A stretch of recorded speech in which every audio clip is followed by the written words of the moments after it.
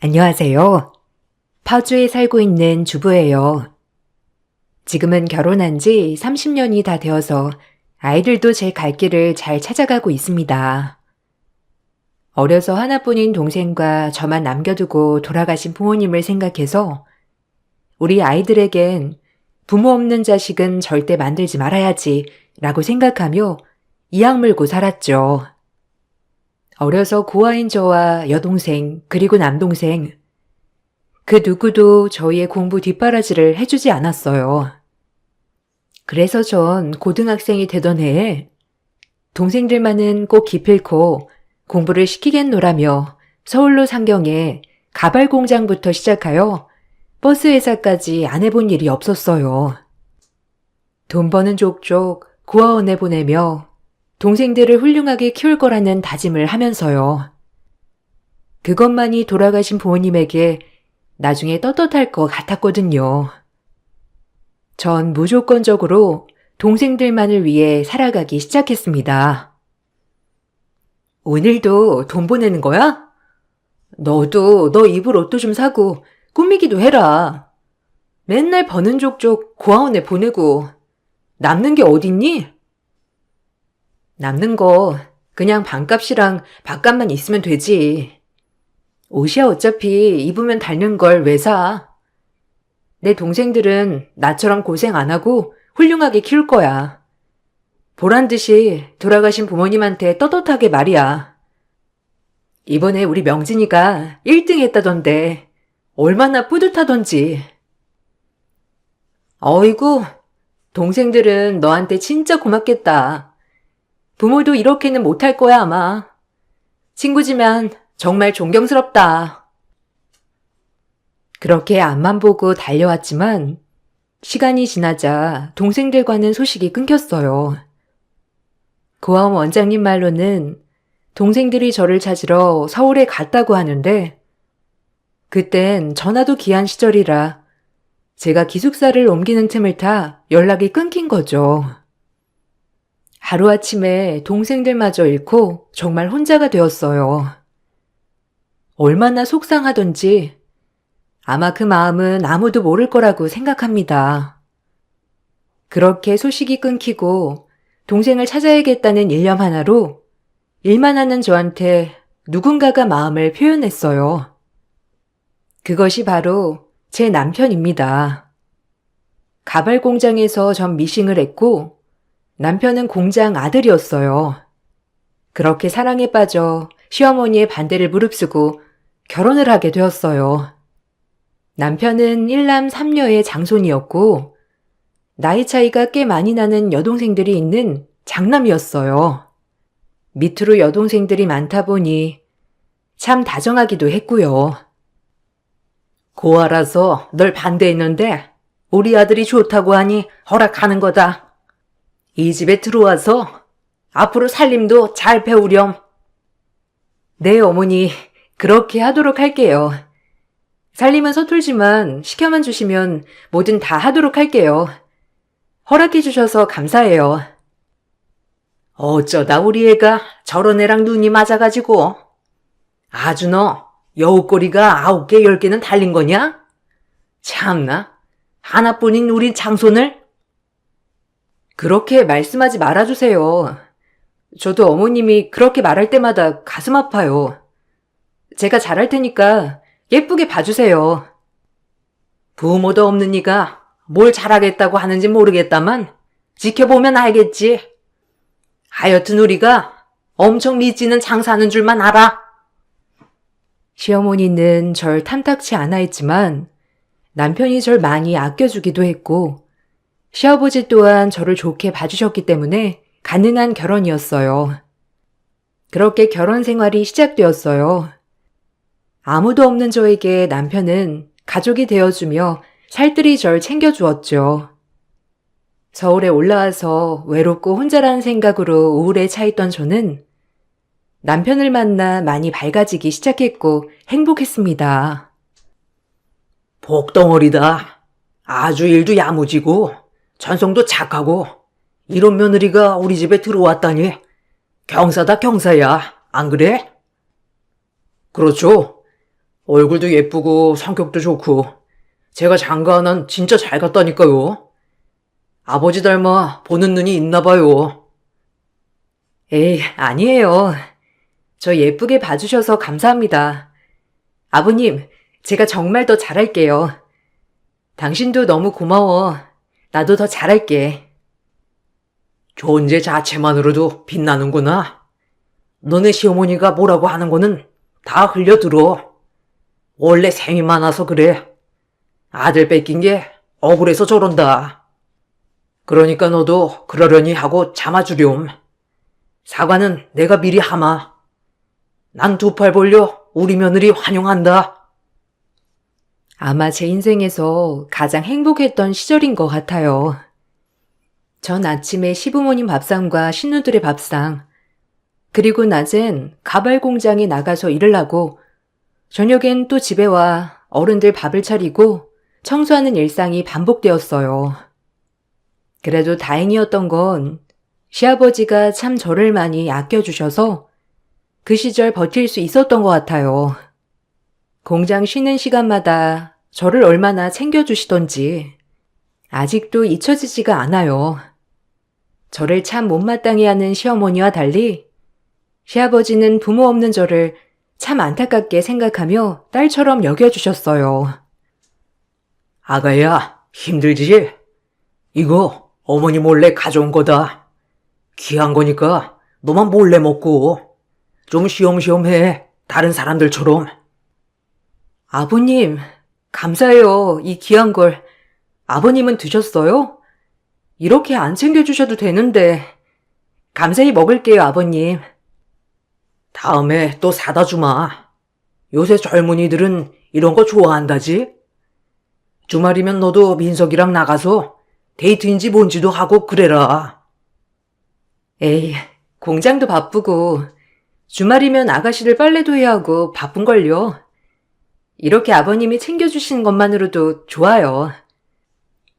시엠이 무서워서 그러냐? 내가 말해줄까? 너도 숨 쉴 공간은 있어야지. 매일 아침부터 밤까지 시집살이 힘들 텐데. 아니에요, 아버님. 행여나 어머님한테 그런 말씀 마세요. 전 이렇게 아버님이 챙겨주시는 것만으로도 얼마나 벅차고 좋은데요. 아버님의 손에 들려있던 건 주머니 속에 꽁꽁 감춰둔 초콜릿이었어요. 그때 당시엔 초콜릿도 꽤 비싼 가격이었기에 아버님이 직접 구해서 저에게 한 번씩 갖다 주시기도 했었죠. 그 정성에 얼마나 감동을 했는지 부모님의 사랑을 모르는 저는 시아버지에게 참 많은 사랑을 받고 살았어요. 집에선 어머님이 구박도 하고 시누이들이 저를 무시했지만 그래도 버틸 수 있었으니까요. 오히려 그런 시댁에서 저의 방패막이 되어주신 분이었어요. 참 아버님의 사랑 생각만 해도 정말 감사한 분이죠. 예, 내가 이거 물걸레질 하라고 하지 않았니? 이렇게 대충 쓱 닦으면 어쩌란 말이야? 다시 닦아라. 어휴, 뭐 하나 제대로 하는 게 없어. 내가 꼭 이렇게 말을 해야 하니? 이래서 본데 없이 잘한 것들은 안 된다니까. 어느 정도껏 이어야지. 어우, 답답시려. 당신도 참 말이 너무하는군. 당연히 살림이 처음인데 모를 수도 있지. 얘 아가야, 괜찮으니까 천천히 치워라. 일하느라 집안일 하랴. 쟤도 몸이 많이 모자라요. 당신이 너 그렇게 이해 좀 해. 당신은 처음부터 잘했나? 나원 참. 아니, 당신이 얘 앞에서 저한테 이렇게 하면 제가 뭐가 돼요? 참나, 넌 참 좋겠다. 아주 니네 시아비가 네 말만 들으니. 젊어서나 늙어서나 아주 내 편은 없지 아무도. 누구는 시집 자라서 시아비가 지 편만 딱 들어주니 얼마나 좋을 거야. 어휴, 환장해. 시어머니가 제게 뭐라고 할 때마다 시아버지는 중간에서 중간 역할을 참 많이 해주셨어요. 오히려 시어머니는 그런 시아버지를 못마땅해 하셨지만 어쩔 도리는 없었죠. 그렇게 시아버지에게 감사한 마음만을 안고 살아가던 어느 날 시아버지가 불현듯 뇌졸중으로 쓰러지셨어요. 뇌출혈을 동반한 뇌졸중으로 쓰러진 시아버지는 갑작스레 거동도 할 수 없는 상태가 되었죠. 친정 아버지 같던 시아버지가 쓰러지자 어찌나 눈물이 나던지 제발 일어나셔라 라는 소망만을 안고 바래고 바랬어요. 시아버지가 운영하고 있던 공장은 자연스레 남편 몫이 되었고 시아버지는 집에서만 누워 지내는 일상이 반복되었습니다. 아, 이제 어떡해?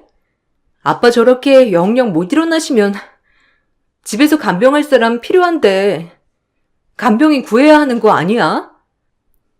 아유, 그러게나 말이다. 그렇게 짱짱하던 니네 아버지가 쓰러질 줄을 누가 알았어?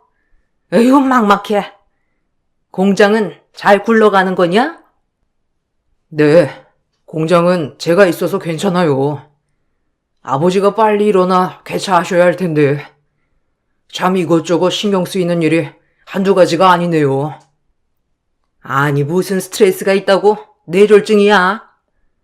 요양원에 보내야 하나? 간병인을 구해야 하나? 어찌할지 모르겠네. 아버님의 갑작스러운 병환으로 간병인을 당장이라도 구해야 하는 지경에 이르렀죠. 전 제가 아버님을 모시기로 마음을 먹었어요. 다행히 간호조무사 자격증을 예전에 따둔 터라 아버님을 모시기엔 저도 괜찮겠다고 생각이 들었어요. 부모님의 사랑도 모르던 제가 이렇게 사랑을 받는 게 무엇인지를 알게 해준 아버님을 그냥 두고만 볼 수 없었거든요. 간병이 엄청 힘든 일인 건 알면서도 제가 하겠다고 나서니 시어머니는 화색이 돌더라고요. 신우도 마찬가지였고요. 가족이 맞나 생각이 들었죠. 전 시아버님을 요양원으로 차마 보낼 수가 없었거든요. 남들은 힘들다고 하였지만 전 정말 아버님을 모시고 싶었어요. 생각 좀 해봤는데 제가 아버님을 간병하면 어떨까요? 공장 다니면서 간호조무사 자격증도 있고 제가 할 수 있을 것 같은데. 어머, 그럴래? 그래, 너네 시아버지가 너를 얼마나 예뻐했니? 사람된 돌이라면 네가 해야지. 그게 당연한 거야. 간병이 쉬운 게 아니고 얼마나 힘든 건데 진짜 할 수 있겠어? 잘 생각해. 이건 마음으로만 하는 일이 아니야. 자기 마음은 고마운데 그래도 그냥 간병인을 따로 쓰는 게 나을 것 같은데. 보통 경력자도 하기 힘든 게 간병인데 자기처럼 젊은 사람이 어떻게 한다고 그래? 아니야. 잘 생각해 봤어. 근데 그래야 할 것 같아. 아버님이 나한테 얼마나 잘해주셨는데 이렇게 꼭 해드리고 싶어서 그래. 얘는 새아기가 할 수 있다잖니. 그럼 그렇게 하도록 하고 공장은 당분간 쉬어야겠구나. 아버지 돌보려면. 그리고 그게 도리이기도 하고 안 그러니? 내가 왜 네 생각을 진작 못했지? 하여튼 잘 됐다. 됐어. 이 문제는 더 이상 거론 말자. 네, 제가 아버님 모실게요. 아무래도 남의 손에 맡기는 것보다 제가 하는 게 더 마음이 편할 것 같기도 하고요.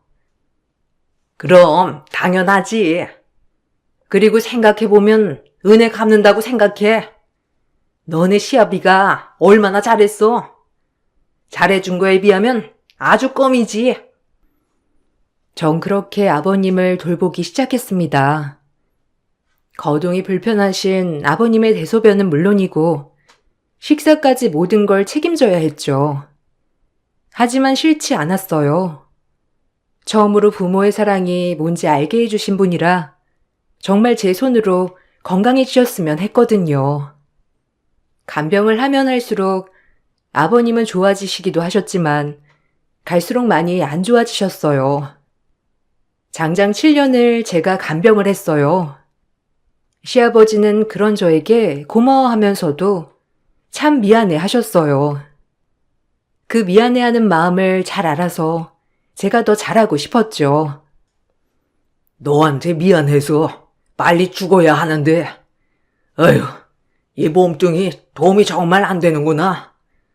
너도 참 힘들지? 고고 고운 나이에. 아니요, 아버님. 그런 말씀 마세요. 아버님이 저한테 주신 사랑에 비하면 전 한없이 모자라요. 그러니까 그런 말씀 마세요. 내가 뭔 사랑을 줬다고 하냐?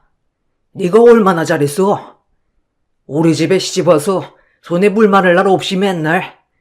어휴, 미안하지 내가. 남의 집 귀한 딸 데려다가 고생만 시킨 것 같아서 내가 미안하다 정말. 나까지 아프게 되니 네가 더 고단해진 건 사실이잖아.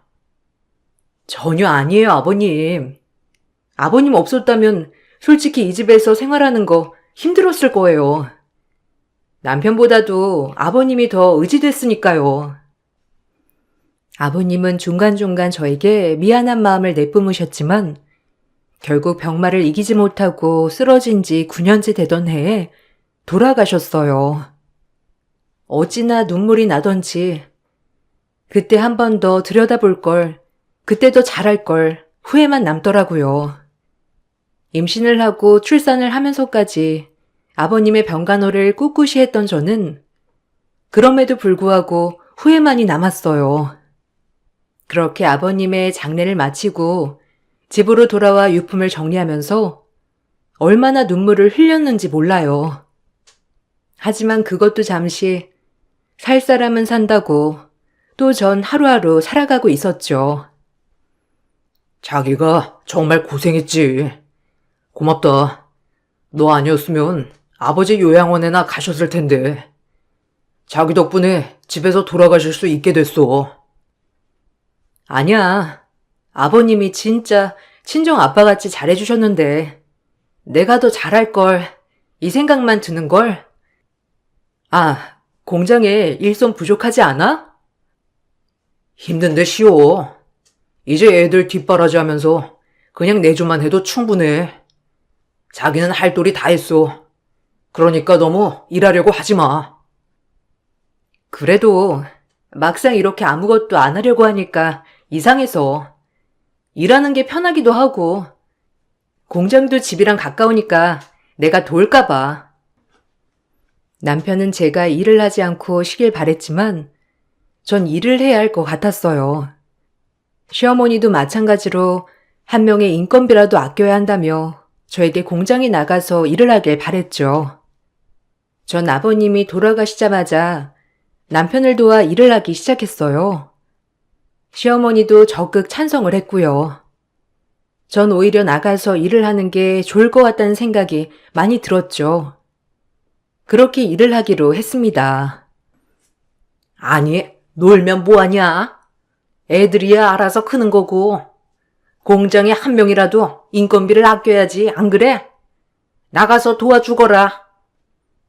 네, 그래야죠. 그러려고 했어요. 그나저나 어머님은 괜찮으신 거예요? 아버님 돌아가시고 영 식사도 못 하셨는데. 살 사람은 살아야지 무슨. 아픈 사람은 일찍 죽어주는 게 도와주는 거야. 잔소리 말고 이제 공장이나 나가서 도와라. 어머님, 아픈 사람은 일찍 죽는 게 도와주는 거라뇨. 아프고 싶어서 아픈 것도 아니고 너무하세요. 아, 아니에요. 어머님도 힘드시겠죠. 참 너무하다 싶기도 했지만 어머님도 얼마나 슬프면 저렇게 겉으로 아무렇지 않은 척을 할까라는 생각도 했어요. 전 그렇게 남편과 공장에서 일을 하며 신우 2명을 시집 보냈고 아이들을 키웠습니다. 어린 신우들을 볼 때마다 내 동생들도 이만큼 컸겠지. 지금은 밥벌이는 잘하고 있을까를 생각하며 지냈죠. 한 번씩 미치게 사무치는 그리움은 어쩔 수 없었고요. 동생들이 너무 보고 싶어. 꾸역꾸역 참고 참았는데 얘네는 잘 지낼까? 어디서 뭐하고 있을까? 너무 가슴 아프다. 아, 그러게. 빨리 찾으면 좋을 텐데. 지난번 그 고아원에선 연락 없대? 고아원에 한 번쯤이라도 가볼만 할 텐데. 전혀. 그 이후로 한 번도 오지 않았대. 무슨 일이 생긴 건 아니겠지? 서울이 얼마나 흉흉한데, 안 그래? 벌써 시간이 많이 흘렀어. 찾을 수 있을 거야. 의지만 있으면. 그러니까 힘내, 명수가. 동생들 꼭 만날 수 있게 될 거야. 내가 옆에서 도와줄게. 헤어진 지 10여 년이 지났지만 단 한 번도 동생들을 잊은 적이 없던 저는 가끔씩 마음이 저려오고 아파졌어요. 그런 남편이 얼마나 위로를 해줬는지 오히려 남편 때문에 버틸 수 있는 하루가 되었습니다. 어느 날은 동생과 비슷한 인상착의를 보았다고 연락 오는 것만 보고 미친 듯이 달려나가던 때도 있었어요. 얼마나 심장이 뛰던지 전 그냥 공장 옷을 입은 채 달려나갔어요. 어머, 이거 꼭 내가 아는 사람 같네. 아니, 이쪽이 사모님 동생이라고요? 아니, 저기 쌀가게 쪽 있죠? 그 근처에서 본 것 같은데. 네? 정말요?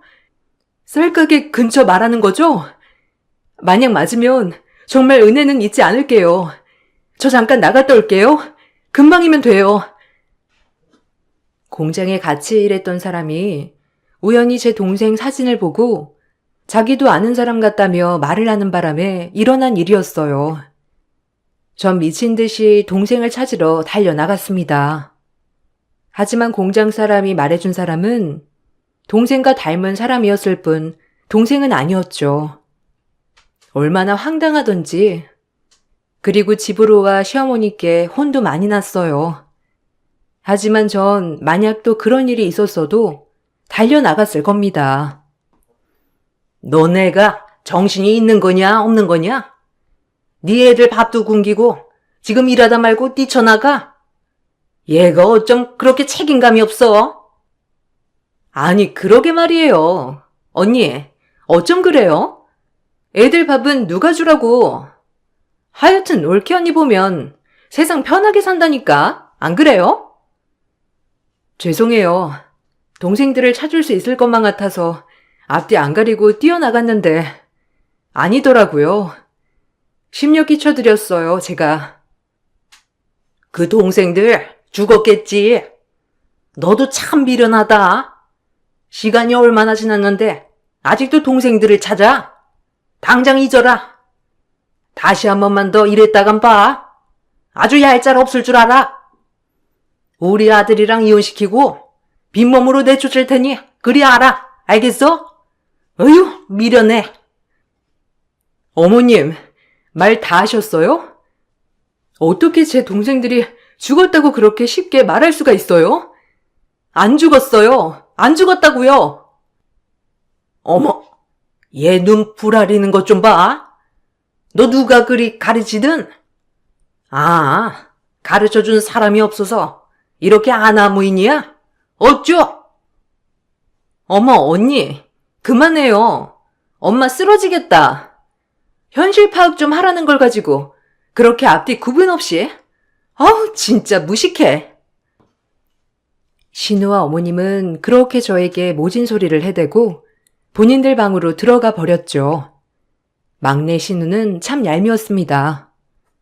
저와 나이 차이도 나이 차이였지만 어찌나 아픈 소리만을 그렇게 찔러 해대던지 제 심장이 너덜너덜 찢어지는 날이 많았죠. 전 속으로 울어야 하는 날이 많았어요. 가족 떨어진 마음을 어찌할까요? 매정하다고도 생각했지만 너무 속상했어요. 저에게 시댁 식구들은 가족이었지만 시댁 식구들에게 저는 일해주는 도움이 그 이상도 그 이하도 아닌 것 같았어요. 그리고 어느 날 신우이는 남자친구가 생겼다며 어머님에게 자랑자랑을 하더라고요.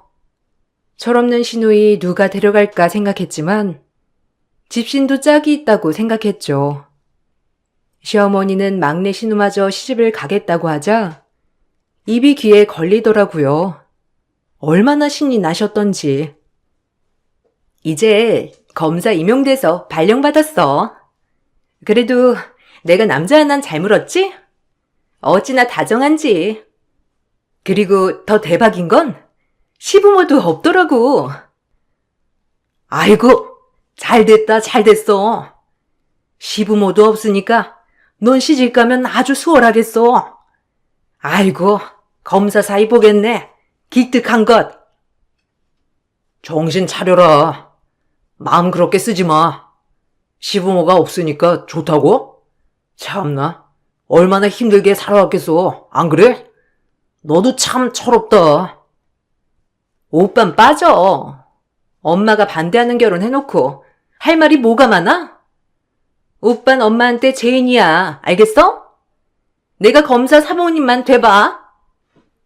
신우와 나이 차이가 나는 남편이었지만 신우는 오빠 얘기를 개똥으로 하는 그런 동생이었어요. 참 신우랑 결혼하는 사람도 알만했어요. 얼마나 보는 눈이 없으면 아무것도 할 줄 모르는 신우랑 결혼을 할까라는 생각이 들면서 참 안타깝기도 했죠. 그렇게 신우가 남편감을 데리고 온다는 날, 신우와 시어머니는 제게 무리한 요구를 하기 시작했어요. 얼마나 황당하고 어이가 없던지. 아니, 우리 검사 사이가 인사 온다는데 아무래도 내가 생각해봐도 너같이 고아 며느리가 이 집의 큰 며느리라는 게 아무래도 말이 안 되지 않니? 뭐 고상한 것도 아니고 네가 뭘 이뤄놓은 것도 아니고 이 집에 기생하며 먹고 사는 주제에 안 그래? 네?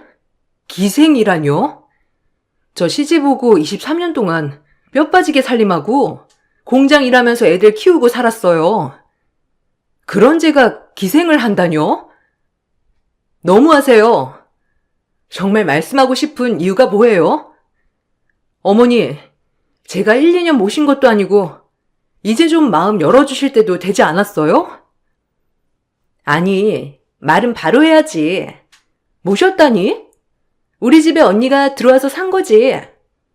그리고 누가 보면 아주 대단한 일 한 줄 알겠어요? 아가씨 학교 다닐 때부터 도시락 싸고 빨래 해주고 지금 그건 뒷바라지 아닌가요? 생색내는 건 아니지만 정말 너무하네요. 시모와 신우의 말을 들으니 서글펐습니다. 역시 저에게만 가족이고 이 집구석에 저는 도우미 아주머니 그 이상도 아니었죠. 잠 허탈해서 그들을 쳐다보고 있을 때 시모와 신우는 저에게 말도 안 되는 걸 강요하더라고요. 얼마나 화가 나고 어이가 없던지. 단도직입적으로 말할게요. 솔직히 남편 될 사람 데리고 오는데 언니 같은 사람이 내 올케란 게 좀 부끄럽거든요? 뭐 아무도 아니고 검사까지 하는 사람인데 얼마나 저희 집을 깔보겠어요. 안 그래요? 그날 좀 나가줬으면 좋겠는데. 그래, 그게 좋겠다. 아예 친구를 만나거나 이 집을 비워주렴. 너 없어도 되니까 그냥 그날만, 어? 너도 오랜만에 바람도 쐬.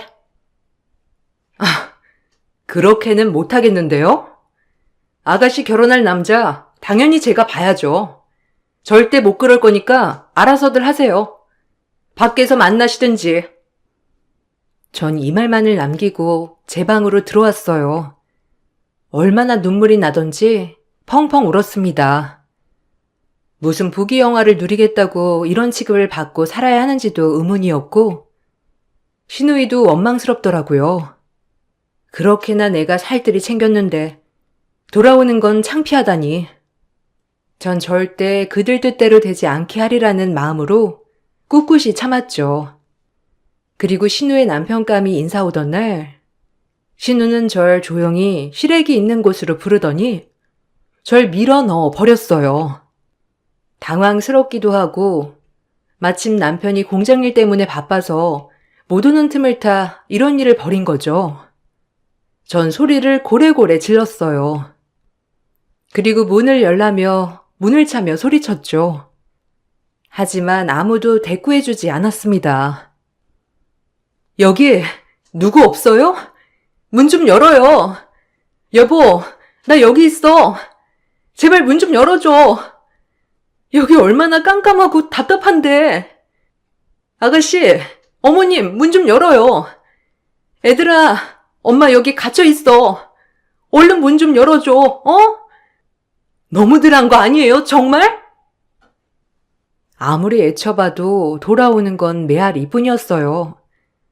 정말 굴욕스러운 상황이었습니다. 23년 가족이라고 생각했던 사람들의 만행이라뇨. 지금 생각해도 참 아찔하고 속상한 마음뿐이죠. 얼마나 시간이 흘렀을까? 혹시나 남편이 왔을까 싶어 다시 한번 목소리를 내 보았습니다. 역시나 아무도 대답이 없었죠. 그런데 덜컹거리고 문이 열리기 시작하더니 문짝이 뜯어졌어요. 그 누나? 여긴 어떻게 된 거야? 나 명진이야. 기억나? 누나가 왜 이런 취급을 받고 있어? 어? 명진이라고? 네가 명진이 맞아? 아니 명희는 내 동생들 어떻게 내가 여기 있는 거 알고. 아니 명진이 네가 웬일이야? 문짝을 뜯은 사람은 바로 제 잃어버린 동생 남동생이었어요. 자꾸 시래기 쪽에서 이상한 소리가 나길래 급한 통화를 할 겸 베란다에 왔다가 제 목소리를 듣고 문짝을 뜯은 거였죠. 동생은 제 얼굴을 보자마자 절 알아보았습니다. 큰 누나인 저를 말이죠. 그리고 왜 이 꼴로 이렇게 있냐며 울고불고 난리를 쳤어요. 저와 명진이가 부둥켜 안고 울고 있을 때 신우와 시어머니는 달려와 저희를 보고 어안이 벙벙 하셨습니다. 그리고 신우 입에서 나온 말이 참 경악스럽더라고요. 얼마나 가소롭던지 화도 났어요. 아니, 명진 씨, 우리 올케 언니랑 왜 그러고 있어요? 아니, 언니는 거기 왜 그러고 있었던 거예요? 둘이 혹시 아는 사이? 네, 친누나예요. 올케라니. 그럼 누나 이 집의 며느리란 거야? 제가 그때 말했죠. 누나를 잃어버렸다고. 그 누나예요. 남동생의 입에서 본인의 누나라는 말이 나오자 시어머니는 갑작스런 태세 전환을 하기 시작했고 신우이도 마찬가지로 왜 저보고 거기 시래기 쪽에 있었냐며 모르는 척을 하더라고요. 얼마나 가증스럽던지 오늘에서야 사다를 내야겠다고 생각하였어요. 아니, 어쩜 이런 우연이? 그럼 우리 며느리의 남동생이란 말이야? 남매가 참 인물이 좋네. 우리 검사 사이 누나였다니. 어머니, 참 뻔뻔하시네요. 아가씨도 마찬가지고요. 나 여기 밀어넣은 게 당신들이잖아. 어디서 모른 척이야? 명진아, 누나가 창피하단다. 23년을 이렇게 뼈 빠지게 시댁을 위해서 일한 내가 검사 사이 앞에선 창피한 며느리래지 뭐니? 누나는 널 만나서 기쁜 마음도 있지만 이 결혼은 절대 반대다. 내가 23년 동안 본 신우이는 인성 개차반에 이 집구석은 어떻고? 누나도 이제 이 집구석이랑 손절할 생각이야. 우리 못다한 이야기는 차차 하도록 하자. 반가워, 내 동생, 우리 명진이. 언니, 무슨 말을 그렇게 해요? 누가 보면 진짠 줄 알겠어. 언니가 약간 정신이 오락가락 하더니만 오늘 그런 날인가? 우리가 얼마나 잘해줬는데 이제 와서 그런 소리 하면 명진 씨가 다 믿잖아요. 언니, 말 조심 좀 해요. 우리 행복했으면서. 닥쳐, 이 여시 같은 년. 어머님, 아니 아주머니도 딸년 그렇게 키우는 거 아니에요. 사람 위에 사람 없는 거지. 어떻게 나를 시래기실에 가둘 생각을 하다니. 이 인간 말종들 같으니라고. 이 결혼 내 눈에 흙이 들어가도 절대 허락 못하니까 그런 줄 알아. 제가 그리고 자리를 박차고 나오자 남동생은 절 따라 나왔고 남동생의 바지가라기를 붙잡는 신우이를 뿌리치더라고요. 이거 놔. 당신이 진짜 우리 누나한테 그렇게 대했어? 진짜 실망이다. 난 당신이랑 이제 끝낼 거니까 딴 데 가서 알아봐. 우리 누나 눈에 눈물 나게 한 거 나 절대 용서 못하니까 그런 줄 알아. 그동안 네 실체 숨긴 거였어? 내 앞에선 상냥한 양의 탈을 쓰고선 어휴. 아니에요, 명진 씨. 다 오해야. 진짜 언니가 정신이 좀 이상하다니까. 나 못 믿어요? 우리 행복했잖아요. 정신이 이상해? 입 닫어. 가증스러우니까. 우리 누난 내 전부였어. 알아? 네가 그렇게 함부로 대해야 될 사람이 아니라고. 니까짓 게. 시모는 검사 사이를 놓치자 그 자리에 주저앉고 땅을 치며 울어댔고 신우마저 땅을 치고 울었어요. 전 남동생과 그 자리에서 나와 도란도란 이야기를 했습니다.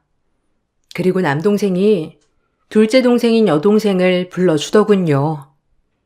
저희 셋은 얼마나 부둥켜 안고 울었는지 그날 못다한 이야기를 하느라 밤을 새울 지경이었어요. 남동생과 여동생은 서울에 올라와 각자 고시원을 잡아 공부를 하고 저를 찾아 헤맸다고 하더라고요. 그리고 성공을 하기 위해 고아원도 못 가고 공부만을 했다고요. 그래도 어찌나 고맙던지 참. 언니, 그동안 어디 있었어? 우리가 얼마나 찾았는데. 우리 언니가 붙여주는 돈으로 공부도 많이 하고 그랬어. 언니 찾으려고 했는데 아무도 모른다는 거야. 얼마나 우리가 언니 기다렸는데. 그리고 명진이는 검사도 됐어, 언니. 보고 싶었어. 고마워, 명희야, 명진아. 이렇게 잘 자라줘서. 내가 너희를 더 찾았어야 했는데 너무 고맙다. 이제 우리 헤어지지 말자. 누나, 이제 우리 걱정은 마. 우리 다 밥벌이도 하고 잘 살거든. 누나 이제 우리가 호강시켜줄게. 그 짓고서 내가 용서 못해. 아니야. 이렇게 너희를 찾은 것만으로도 난 다 기뻐. 이제 절대 헤어지지 않을 거야. 정말 고마워. 이렇게 잘 자라줘서. 전 짐을 챙겨 애들과 남편 이렇게 분가를 하게 되었어요. 남편도 그날 있었던 만행에 대해 듣더니 시누이와 시어머니에게 크게 실망을 했죠. 다행히 남편 또한 제 편에 서주었고요. 그래도 참 든든했어요. 시누이가 중간중간 제 남동생을 찾아와 한 번만 용서해달라고 빌었지만 남동생은 쳐다도 안 보고 멀리하였고 시어머니도 아들 잃은 슬픔에 몸져 누우셨죠. 다신 어머니 얼굴 안 봅니다. 동생들도 마찬가지고요. 이렇게 할 줄은 몰랐어요. 이 사람이 23년을 어떻게 살았는데? 제 어머니 안 같아요. 너무 실망입니다. 아들 하나 없는 셈 치세요. 그렇게 잘난 딸들 많으시니 딸들이랑 행복하세요. 그럼 이만. 아이고, 어디 가니 우리 장손이. 내 옆에 있어야지. 딸년들이 무슨 소용이야. 내가 잘못했다 아들아. 제발. 아니요. 잘못은 명숙이한테 구하세요. 용서받을 수 있을진 모르겠지만요. 전 제가 사랑한 사람한테 함부로 하는 분 필요 없어요. 그러니까 알아서 사세요. 절대 연락하지 마시고요. 아, 죽을 때도 마찬가지로요. 엄마 벌이에요. 평생 외롭게 사셔야 되는 뭘. 시댁과 완전히 인연을 끊고 신우의 결혼까지 파토시키고 나니 10년 묵은 체증이 내려간 것 같았습니다. 그리고 비로소야 행복을 되찾았죠. 그동안의 전 도움이었더군요. 진작 알았지만 그래도 씁쓸은 했어요. 지금은 참 행복해요. 남동생이랑 여동생도 찾고 명절엔 도란도란 식구들끼리 옛날 얘기도 하고요. 너무 잘 자라준 동생들을 보면 뿌듯하답니다. 이젠 조카들에게 본인들이 저에게 받은 것들을 다 돌려준다며 아직까지 조카들만 보면 어쩔 줄 모르는 동생들이 얼마나 고마운지 몰라요. 그리고 남동생은 얼마 후 좋은 여자를 만나 장가도 갔어요. 마음씨도 곱고 착한 여성으로 말이죠. 신우이와 이어졌다고 생각하면 정말 끔찍하기 짝이 없지만 말이에요. 늦게 찾은 동생들이지만 역시 핏줄은 핏줄이더라고요. 얼마나 만나기만 하면 할 말이 많은지 이런 게 남매고 형제인가 봅니다 라고 생각을 하게 돼요.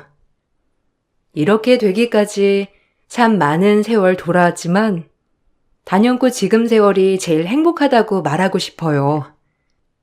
예쁘고 멋있게 잘 자라준 내 동생들, 그리고 항상 힘이 되어주는 내 남편, 나의 힐링인 자식들, 모두 다 건강하고 행복한 삶만 살 수 있기를 또 바라고 바라봅니다. 여기까지 글을 읽어주셔서 감사해요. 안녕하세요. 저는 청주에 살고 있는 40대 초반 여자입니다. 그동안 신우와의 좋지 않은 관계를 풀어보려고 많은 노력을 했었지만 결국 저를 대하는 신우의 태도는 지나칠 정도로 많은 문제를 일으키게 되었고 그 끝은 엄청난 결과를 맞이하게 되었습니다. 신우는 저보다 일찍 결혼 생활을 시작했지만 저는 남편과 결혼 생활한 지 이제 5년 차가 되었습니다. 그리고 40대가 넘어가서야 그토록 바라던 아이를 가질 수 있었죠. 임신하기 전부터 신우는 저에게 많은 스트레스를 주었고 언제나 시댁 집안은 신우의 편을 들어주었어요.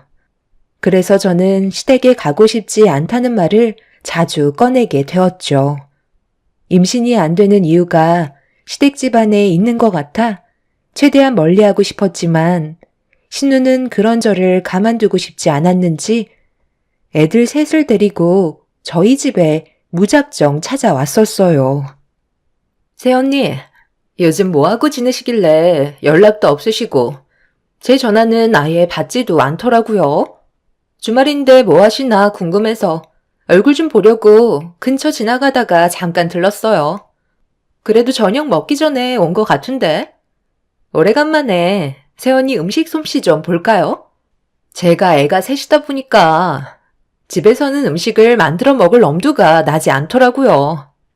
그리고 새언니도 지금은 아이를 못 가지고 있지만 차후에 아이가 생기는 걸 대비해서 제가 온 김에 미리 경험해 보는 것도 나쁘지 않을 것 같은데요? 너 지금 뭐 하는 거야? 연락도 없이 무작정 들어오면 어쩌자는 건데? 우리는 저녁 나가서 먹을 거니까 쓸데없이 일 크게 만들지 말고 조카들 데리고 집 가서 먹어. 어머, 오빠, 지금 애 셋을 데리고 힘들게 온 나를 내치려는 거야? 이 사람도 지금 힘들어하고 있는 거 안 보여? 좀 쉬고 싶어서 들린 건데 꼭 이렇게까지 해야 돼? 생각이라는 걸 하고 움직여야지. 매제가 이런 식으로 나오면 상당히 곤란하다는 거 몰라? 옆에서 잘 달러서 집으로 들어갈 생각을 해야지. 무턱대고 찾아오면 실례라는 걸 알 텐데 지금 상당히 불편한 상황을 만든 거 알지? 그리고 지금 너희 새언니가 몸이 안 좋으니까 다음에 미리 연락하고 와. 오빠 정말 너무하네. 결혼하더니 아주 성격이 싹 바뀌었어. 나도 집에 일찍 들어가 쉬고 싶었던 거. 그래도 새언니 얼굴 한번 보려고 애들 데리고 힘들게 왔는데 꼭 이렇게 매몰차게 행동해야 되겠어? 나 지금 오빠한테 너무 서운해. 아, 몰라. 여기까지 오는데 힘을 다 빼서 기력도 없으니까 새언니가 차려주는 저녁은 먹고 갈 거야. 갑자기 찾아온 신우 때문에 저희 부부는 상당히 난처 있었죠. 남편이 돌아가라고 화를 내는데도 끝까지 버티면서 제가 차려주는 저녁상을 받아 먹겠다고 난리를 치는데 새 아이들까지 칭얼거리며 보채기 시작하자 남편도 난감한 표정으로 저를 바라보고 있었습니다. 상황을 더 악화시키고 싶지 않아 어쩔 수 없이 신우 내외를 받아들였고 창거리는 별로 없었지만 그래도 집에 있는 것들로 신경 써서 준비를 하게 되었어요. 신우는 자기가 생각했던 것보다 음식의 가짓수가 부족하다고 느꼈는지 불만을 꺼내 놓았지만 남편이 옆에서 붉어진 얼굴로 한 소리 하게 되자 그제서야 입을 다문 채 아무 말 하지 않고 먹기 시작했어요. 남편은 저녁만 먹고 들어가길 원하고 있었는데 신우는 소화도 시킬 겸 잠깐 쉬고 가겠다며 저한테 신우의 아이들을 맡기길래 당황스러운 표정으로 바라보자 신우는 아이 낳기 전에 체험해 보는 것도 나쁘지 않다며 소파에 앉아 TV를 시청하기 시작했어요. 결국 참다 못한 남편은 목소리를 높이며 집안이 떠나갈 정도로 화를 내고 말았습니다. 그제서야 꼬리를 내린 신우는 어쩔 수 없이 집으로 돌아갔지만 거기에서 끝나지 않고 뒤이어 시무한테 전화가 왔었죠. 너 요즘 우리 집에는 아예 올 생각이 없는 거니? 방금 민경이가 다녀간 거 같던데 저녁만 먹고 내쳤다며? 네가 속이 그렇게 좁아 터졌으니까 아직까지 애를 가지지 못하는 거야. 애 셋을 보는 게 얼마나 힘든데 그거 좀 쉴 수 있게 도와줄 수도 있는 거지. 저녁밥 먹는 것도 엄청 눈치 줬었다면서? 어머님, 그게 아니라요. 아가씨가 갑자기 찾아와서 아예 준비가 되어 있지 않았어요. 창거리도 몇 개 없어서 저도 곤란한 상황이었는걸요. 눈치를 준 건 아니에요. 아이, 핸드폰 줘봐봐. 내가 좀 얘기할게. 엄마, 지금 이 사람한테 뭐라고 그러셨어요? 속이 좁아 터져서 아이를 가지지 못했다고요? 가뜩이나 지금 임신이 안 돼서 힘들어하고 있는 사람한테 그게 할 말이에요? 엄마가 그런 식으로 얘기를 하시니까 제가 가고 싶은 마음이 없는 거예요. 전화를 하셨으면 이 사람 편에 서서 얘기해 주시면 어디 덧나요?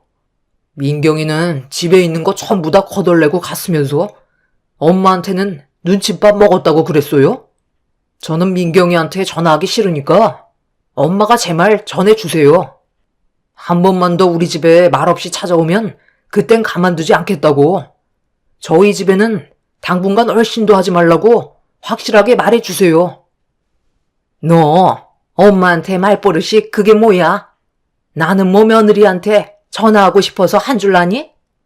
걔가 너랑 결혼하고 집안에 이득된 게 뭐가 있었어?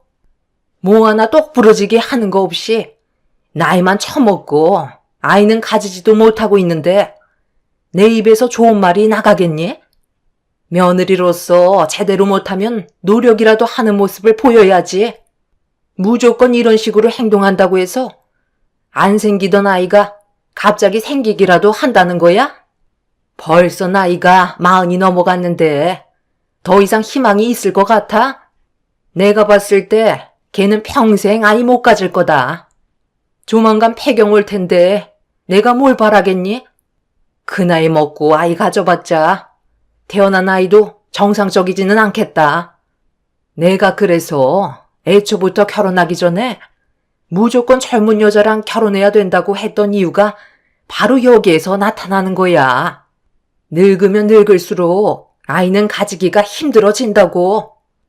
쓸데없이 객기 부리지 말고 이번 주에는 무조건 며느리 데리고 엄마 집에 들러라. 이런 식으로 집안 분위기 망치는 며느리 두고 볼 수만은 없다. 가봤자 욕밖에 더 먹어요? 엄마가 그런 생각을 가지고 계실수록 저희는 더욱더 갈 생각이 없어요. 이 사람한테 잘하겠다고 하셔야 저도 마음 놓고 왕래를 하죠. 뭘 잘못하고 계시는지 아직까지 모르시는 걸 보니 엄마와 제가 얼굴 보게 될 날은 좀 더 길어질 것 같네요. 더는 할 말 없으니 먼저 전화 끊을게요. 시모와 통화하는 걸 옆에서 듣고 있던 남편은 화가 많이 났는지 전화를 뺏어서 좀 전에 신우의 태도에 대해 문제가 있다며 불만을 털어놨지만 시모는 신우의 편에서만 말을 들어줄 뿐 저희가 겪었던 난처한 상황에 대해서는 이해해 주려 하지 않으셨습니다. 결국 시모의 전화 한 통으로 저희 부부와의 사이는 점점 더 심각해지고 있었죠. 그동안 정말 많이 참았었던 게 항상 결혼하고 나서부터 제가 시댁에 관련된 일을 거의 다 떠맡게 되면서 명절 때나 집안 행사 같은 일들은 거의 전적으로 저만 하고 있었어요. 그런 것들이 저에게는 상당한 스트레스로 다가오고 있었죠. 남편도 이런 상황을 모르는 건 아니었기 때문에 제가 며느리로 오고 나서 시댁 집안일은 아예 손을 뗀 신우가 문제가 있다며 시모에게 불만을 털어놨지만 눈 하나 깜빡하지 않고 무조건 저를 시켰었네요. 처음에는 아이를 셋이나 키우는 상황이라 많이 힘들어 보이고 도움이 필요할 것 같아 정말 많은 것들을 제가 해줬었어요.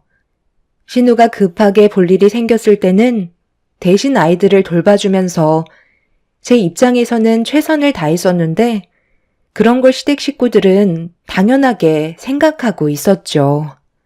시댁에 며느리가 들어오면 자동적으로 집안일을 해주는 사람으로 인식을 하고 있는 것 같아 기분이 좋지는 않았습니다. 그렇게 온갖 스트레스를 받아가며 시댁 생활을 하다가 어느 날 문제가 크게 터지게 되면서 저희 부부는 시댁과 한동안 인연을 끊게 되었죠. 주말에 온 가족이 시댁에 모여 시간을 보내고 있는데 시모가 신우의 아이들을 돌봐주고 계셨어요. 저는 음식 준비를 하고 있었고 시부와 남자들은 밖에서 고기를 굽고 있는 상태였죠. 그때까지만 해도 별일 없이 잘 지내고 있었는데 낮잠을 자고 나온 신우가 갑자기 비명을 질렀고 저는 깜짝 놀라 거실로 나와보니 시모가 아이들을 돌봐주다가 큰애가 넘어졌는데 얼굴에 출혈이 나고 있었어요. 아, 엄마! 애들을 보는데 졸고 있으면 어떡해요? 제가 1시간도 긴장을 늦추면 안 된다고 했잖아요. 그런데 큰애 이마에 상처가 났잖아요. 제일 중요한 게 얼굴인데. 얘, 너 이리 좀 와봐라. 내가 이거 진작에 치우라고 했었는데 왜 안 치워서 일을 크게 만든 거야? 잘생긴 내 손자 얼굴에 상처가 난 거 네가 다 치료비 배상해줘야 할 것 같다. 얼굴에 상처 난 건 제대로 치료하지 않으면 평생 가는데 네가 다 책임을 져야 할 것 같다. 내가 말한 걸 한 귀로 듣고 흘리니까 이런 일이 생기는 거야. 어머님, 그게 무슨 말씀이세요? 저는 전혀 듣지 못했는데요. 이 물건이 위험할 것 같다고 치우라고 저한테 얘기하셨으면 바로 치웠었겠죠. 그럼 지금 우리 엄마가 거짓말을 한다는 거예요? 요즘 새언니 하는 행동들을 보면 표정도 안 좋고 불만이 상당히 많아 보이던데 우리 엄마가 시키니까 하고 싶지 않았던 거겠죠. 우리 큰애 이마에 상처 난 거 회복되지 않으면 그에 따른 치료비 보상 청구할 테니까 내일 새언니도 병원에 같이 가요. 저는 주방에서 음식만 만들고 있었는데요. 어머님, 다시 한번 잘 생각해 보세요. 저한테 이 물건을 치우라고 하셨어요? 이건 저 혼자 들기에도 힘든 물건이라고요.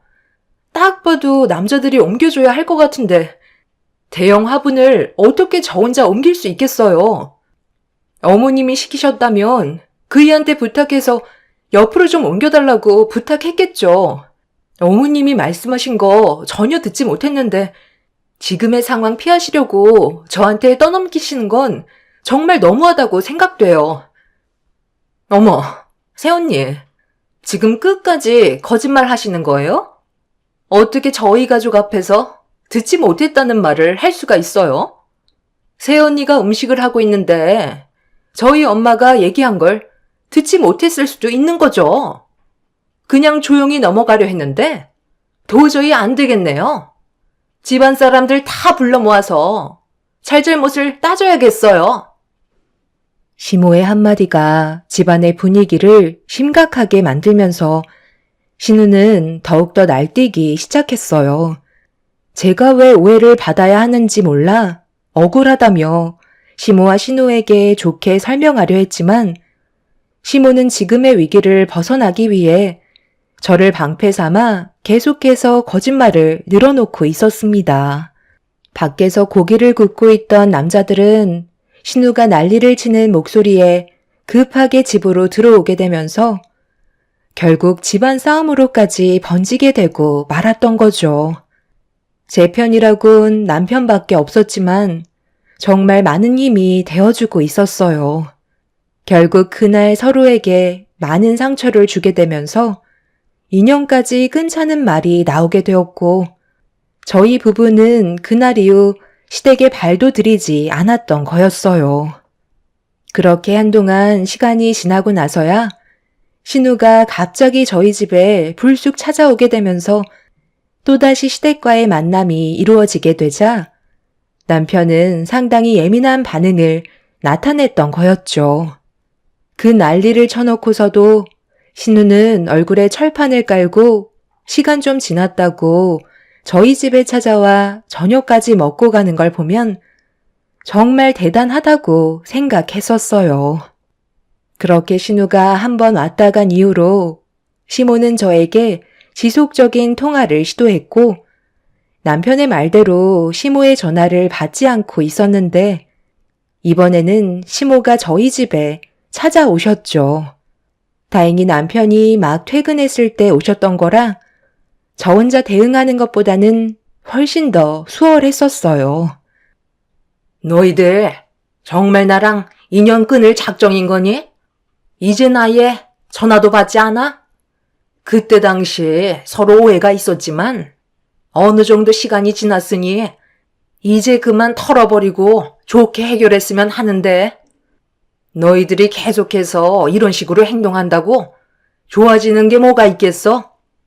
가족들끼리 등 돌리고 사는 게 얼마나 안 좋은지 모르는 거 아닐 텐데 이제 그만하고 조만간 서로 모여서 분위기 좋은 곳에 가서 식사라도 같이 하자. 평생 얼굴 안 보고 살 수는 없는 거잖아. 안 그래? 그럼 그때 일에 대해 이 사람한테 사과 먼저 하세요.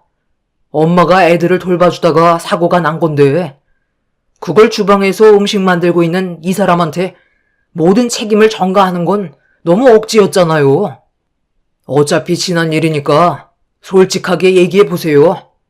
그때 민경이가 하도 난리를 치니까 엄마 자신도 모르게 갑자기 툭 튀어나왔던 말이 걷잡을 수 없을 정도로 커지게 된 거죠.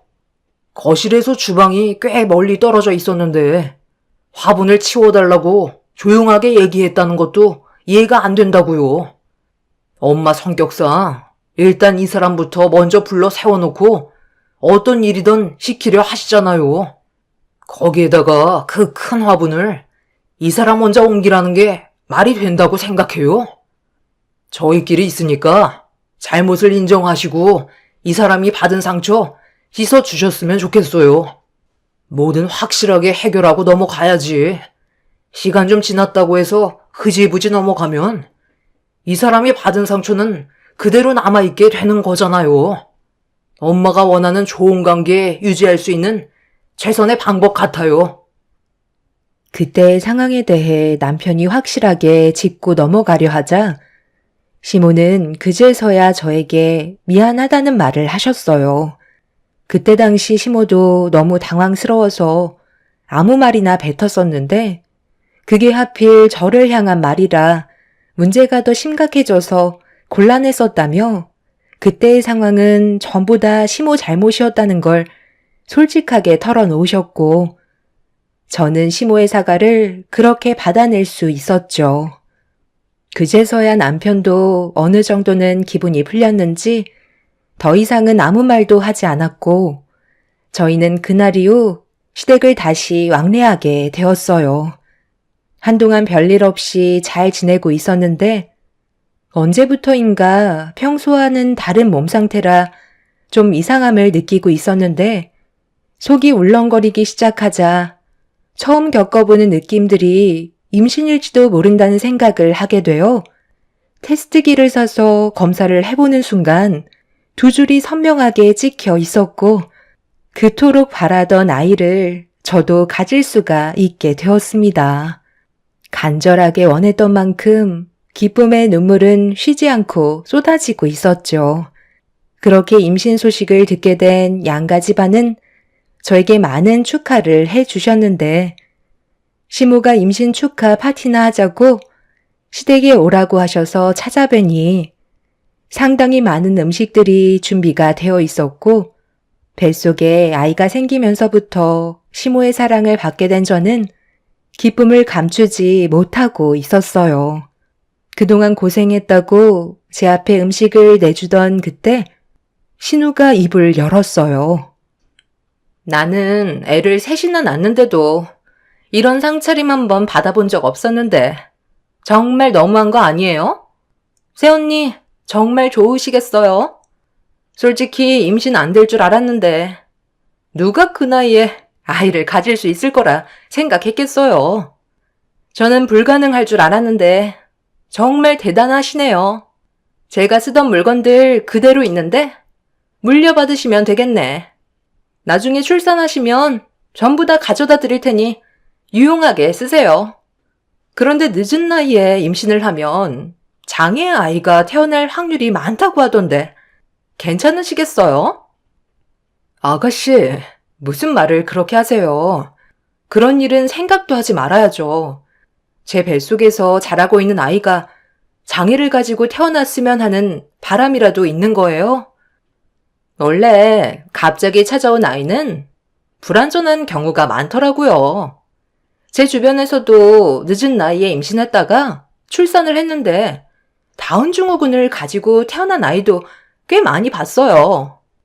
새언니는 정상적인 아이가 태어날 수도 있으니 너무 걱정은 하지 마세요. 저는 그냥 임신 한 번 한 거 가지고 너무 큰 관심을 받고 있으니까 그게 좀 눈에 거슬려서 자제를 좀 해달라는 거예요. 저는 애를 셋이나 낳는데도 조용히 그냥 지내고 있잖아요. 너무 대놓고 좋아하시니까 좀 그래서요. 왜? 너희 새언니가 지금 임신해서 대접받으니까 그게 그렇게 배가 아프냐? 너는 항상 그게 문제야. 자기보다 좀 더 받는 것 같거나 관심이 한쪽으로 쏠리면 그걸 꼭 질투하더라. 모두가 너희 새언니를 진심으로 축하해주는 건 그동안 정말 많은 노력을 했었고 포기하지 않았기 때문에 좋은 결과를 가져온 거에 대해 축하를 해주고 있는 거라고. 내가 봤을 때 너희 새언니가 임신한 걸 아니 곱게 생각하고 진심으로 축하해주고 있지 않는 네가 오히려 더 안 좋은 모습으로 보이는 거 아니야? 신우는 제가 임신했다는 걸 못마땅하게 생각하는지 불만스러운 얼굴로 저에게 말을 막 하길래 기분이 좋지 않았지만 시모가 저를 위해 맛있는 음식을 만들어준 노력을 헛되게 하고 싶지 않아 최대한 참고 넘어갔었어요. 남편은 항상 신우에게 벼르고 있다며 분노를 참고 있다는 걸 보여주고 있었고 신우와의 관계 회복은 정말 쉽지 않았네요. 아무리 노력을 해도 신우는 저를 항상 싫은 대상으로만 생각하고 있는 것 같아 마음이 좋지 않았습니다. 남편은 그날 임신하는 기간 동안 스트레스 받지 않았으면 좋겠다고 출산 전까지 아무도 찾아오지 않았으면 한다는 부탁을 하게 되었어요. 시모는 남편의 말에 불만을 얘기했지만 아이가 우선이라며 예민하게 반응을 하고 있었죠. 시댁에서 받았던 스트레스가 언제 또다시 이어질지 몰라 항상 불안한 마음을 가지고 있는 듯 보였습니다. 남편이 강하게 얘기하자 시모도 더 이상은 아무 말도 하지 않았었죠. 그렇게 저는 10달 동안 저희 부모님 외에는 아무도 집에 찾아오지 않았고 저는 스트레스 하나 받지 않은 채 성공적인 출산을 할 수가 있었습니다. 시모는 제가 출산하자마자 산후조리는 시모가 직접 해주고 싶다며 저희 집에 오셔서 도와줄 수 있는 걸 최대한 많이 도와주셨어요. 산후조리 센터에서 관리를 받아도 되지만 시모가 건강한 아들 손자를 낳아줬다는 거에 너무 고마우셨는지 정가는 확연히 다른 모습을 보여주셨죠. 그렇게 시모의 사랑을 한 몸에 받고는 있었지만 신우가 그런 저와 시모의 사이를 질투하면서 불만들을 계속해서 쌓아나가고 있었습니다. 그러다 시모가 잠깐 시댁에 들리게 된 날, 신우가 그 틈을 놓치지 않고 저희 집에 찾아와 충격적인 행동을 저질렀어요. 새언니, 저 왔어요. 요즘 얼굴에 행복이 넘치고 계시네요. 연락도 없이 와서 놀라셨죠? 요 앞에 친구들 좀 만났다가 언니 생각나서 왔죠. 애는 볼만해요? 아직 손이 서툴러서 고생 좀 하실 거예요. 그래도 아이가 있는 게 훨씬 더 행복하죠? 저도 그래서 아이를 셋이나 낳았다니까요. 저도 조만간 하나 더 낳을까 생각 중이긴 한데 애들이랑 나이 차이가 너무 나서 고민 중이에요. 제가 오늘은 시간이 좀 없어서 용건만 간단히 하고 싶거든요. 제가 방금 친구들 만나고 왔었다고 했잖아요. 그런데 아직 그 친구들이 가지 않고 저를 기다리고 있어요. 오래간만에 제대로 좀 놀아보고 싶은데 애들이 있어서 제가 시간을 내지 못하니까 친구들이 서운해 하더라고요. 그래서 찾은 방법이 바로 새언니한테 제 아이들을 맡기는 게 좋을 것 같아 이렇게 찾아왔어요. 잠깐이면 되니까 애들 좀 봐주실 수 있으시죠? 저도 양심이 있는데 너무 늦게 오진 않을 거예요. 저희 엄마도 어차피 조금 있다가 오실 거잖아요. 그때까지만 좀 부탁드릴게요.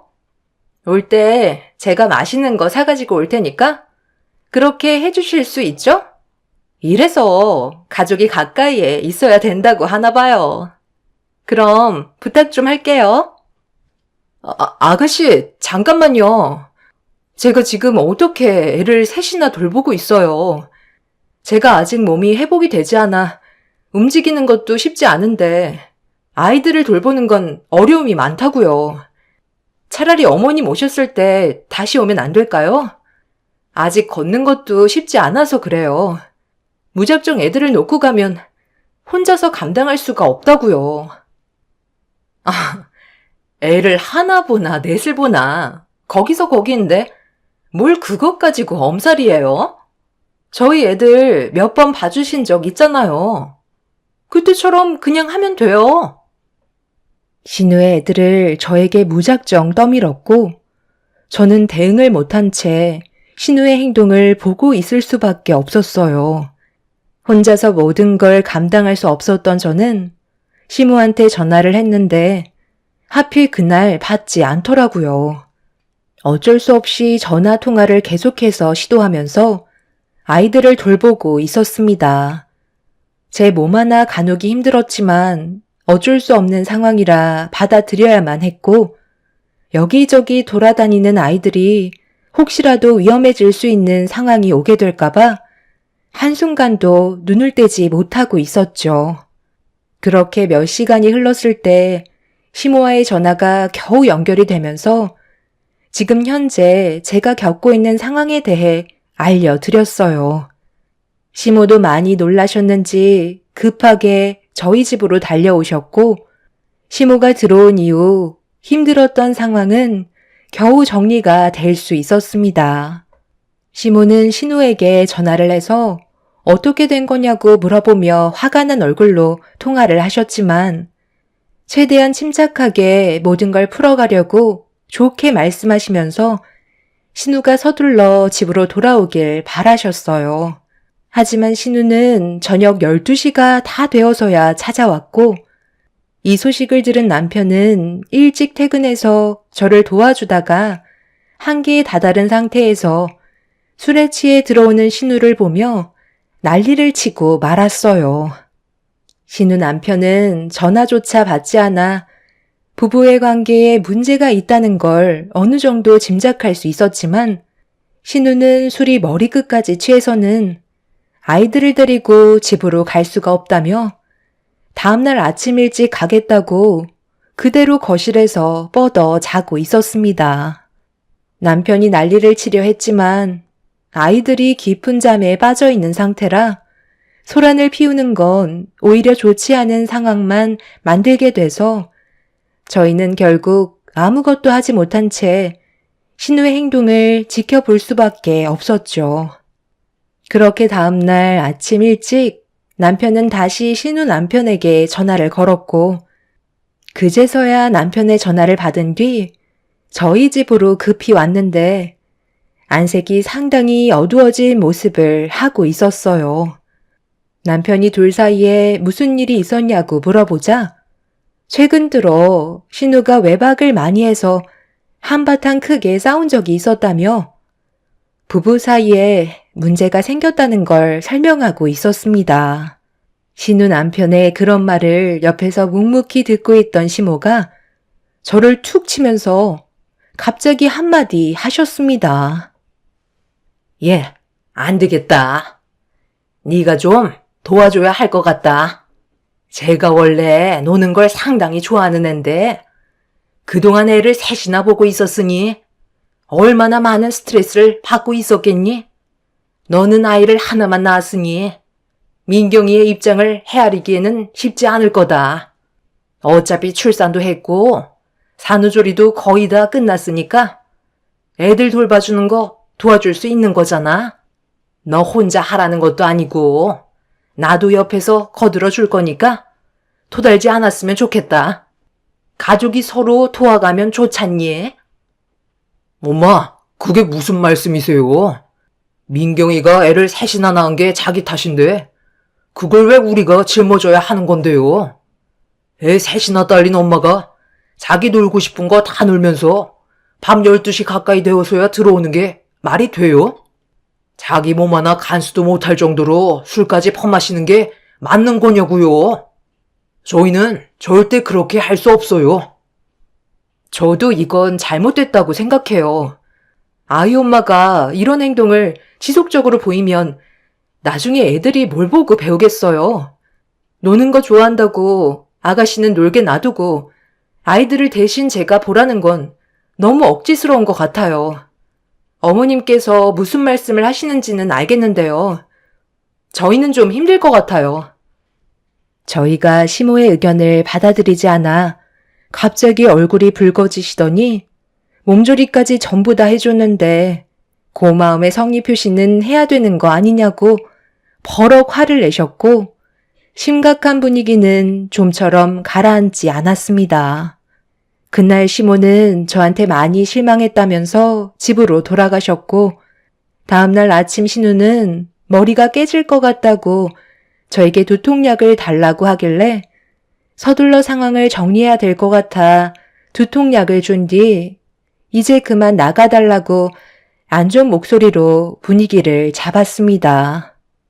밤을 꼴딱 새운 신우 남편은 아이들을 미리 차에 태웠고 남편은 신우에게 화를 내려 했지만 서둘러 출근을 해야 돼서 회사 일에 지장을 줄까봐 제가 나중에 다시 얘기하는 걸로 하자며 남편을 서둘러 출근시켰습니다. 신우는 헝클어진 머리를 정돈하면서 현관문을 나서는데 저에게 나중에 또 부탁하겠다며 고마웠다는 말 한마디 하고 신우 남편과 함께 집으로 돌아갔습니다. 한바탕 크게 난리가 날 뻔했지만 안 좋아질 뻔했던 위기를 한 번 더 넘어가게 되면서 한숨을 내쉬었는데 문제는 신우가 며칠 뒤 또다시 저희 집에 찾아와 아이들을 맡긴 채 친구들을 만나러 가겠다며 도망치듯 빠져나가려 하길래 신우를 급하게 잡았어요. 신우는 약속이 많이 늦었다고 제 팔을 뿌리치려 했고 저를 도와주러 오신 시모까지 뒤에서 그냥 놔두라며 소리를 지르자 어쩔 수 없이 신우를 보낼 수밖에 없었어요. 좋게 몇 번이나 설명을 했지만 신우의 막 나가는 행동을 막기에는 어려움이 많았죠. 그런데 1층으로 내려간 신우가 어디론가 걸어가다가 갑자기 나타난 차 한 대가 신우 옆에 멈춰 서더니 처음 보는 남자가 문을 열고 내리더니 반대편 차문을 열어주며 신우를 태워주더라고요. 서로 주고받는 시선은 연인 사이에서만 나올 수 있는 시선이었죠. 그 모습을 보게 된 저는 경악을 했고 제 두 눈으로 보게 된 일들을 어떻게 하면 좋을지 걱정이 밀려오게 되었어요. 비밀로 하기에는 나중에 더 큰 일이 생길 것 같아 차후에 어떤 상황이었는지 신우에게 물어보기 위해 일단 시간을 둔 채 기다려보기로 했었어요. 신우는 그날도 전날과 똑같은 행동을 보였고 남편은 결국 동네가 떠나갈 정도로 폭발을 하고 말았어요. 신우 남편은 죄송하다며 신우와 아이들을 데려갔지만 저는 신우가 다른 남자를 만나고 있었다는 걸 알고 있었기 때문에 지금의 상황이 얼마나 심각한 건지 느끼고 있었습니다. 그래서 며칠 뒤 또다시 욕을 얻어먹으면서까지 같은 행동을 반복하는 신우의 행동을 뒤쫓기로 결심하게 되었죠. 신우가 저희 집에 아이들을 맡기자 저는 시모에게 잠깐 마트에 다녀오겠다고 거짓말을 한 뒤에 신우의 뒤를 따라 붙었고 의문의 차가 신우를 데리고 가길래 저도 차를 타고 거리를 두며 신우의 뒤를 따라갔어요. 그리고 한강 다리 밑에 멈춘 차에서 신우와 어떤 처음 본 남자가 내리길래 그 모습을 전부 다 촬영하고 있었죠. 그런데 주고받는 대화가 꽤 심각하더라고요. 그 모습을 끝까지 지켜본 저는 신우의 한마디에 경악을 하고 말았습니다.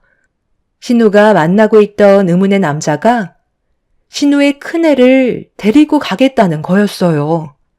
말도 안 되는 일들이 눈앞에 펼쳐졌고 더 큰 충격적인 사실은 신우의 막내 아이는 나중에 데리고 가겠다며 서로 막말을 주고받고 있었습니다. 신우는 지금의 사태를 어떻게 수습해야 될지 몰라 혼자서 고민을 해결하지 못해 그동안 술을 먹었던 거였어요. 신우는 절대 안 된다며 자기가 키우겠다고 했지만 그 남자는 집안에서 알게 된 이상 데리고 가야 할 것 같다고 안 좋은 말들을 계속해서 주고받고 있었죠. 결국 이 문제는 그냥 넘어갈 수 없었고 저는 집으로 돌아와 남편에게 이 모든 사실을 알리게 되었습니다. 신우는 아무것도 모르는 상태에서 남편이 시댁으로 부르길래 온 거였지만 모든 식구들은 이 사실을 이미 알고 난 뒤였기 때문에 표정이 좋지는 않았죠. 신우 남편은 신우를 보자마자 얼굴에 손을 올려 붙였고 제가 찍은 영상을 보여주자 신우는 사색이 된 얼굴로 그 자리에 주저앉았습니다. 그제서야 모든 사실을 털어놓은 신우는 알고 보니 예전에 고등학교 때 서로 사귀던 사이였는데 동창회 때 만나게 되면서 신우 남편과 결혼했을 당시 한순간의 실수가 임신을 하게 되었던 거고 그 사실을 지금까지 숨기고 있었던 거였죠. 한 번이 어렵다고 첫째와 셋째까지 그 남자의 아이를 가졌는데도 뻔뻔하게 신우 남편의 아이처럼 키우며 살아왔던 거였네요. 결국 신우네는 한바탕 난리가 났고 신우 남편은 둘째 아이만 데리고 본가로 돌아가 버리면서 둘은 끝내 이혼을 하고 말았습니다. 신우의 쓰레기 같은 행동이 만천하에 드러나는 순간이었죠. 결국 신우가 데리고 있던 아이들은 그 남자의 집안에서 데려가겠다고 소송을 걸은 상태입니다. 한순간에 자기 자식들을 잃게 된 위기에 놓인 신우가 참 미련한 것 같아요. 시부모님께서도 신우의 잘못된 처신에 대해서 용서는 못하시겠는지 얼굴을 안 보고 계시네요. 저희도 신우를 받아주고 있지 않는 상태입니다. 과거의 추억과 잠깐의 쾌락에 자신의 인생을 망쳐버린 신우는 벌을 받아 마땅하다고 생각해요. 잘못은 바로 잡아야 하는 거고 그에 따른 대가는 본인이 감당해야 되겠죠. 앞으로는 정상적으로 살아갔으면 하는 바람입니다. 제 사연을 들어주신 분들께서도 동창회에 참석하시는 분들도 계실 텐데 과거에 좋았던 추억들 때문에 큰 실수가 나지 않게 항상 조심하시길 바랍니다. 가정을 깨는 건 잘못된 행동이니까요.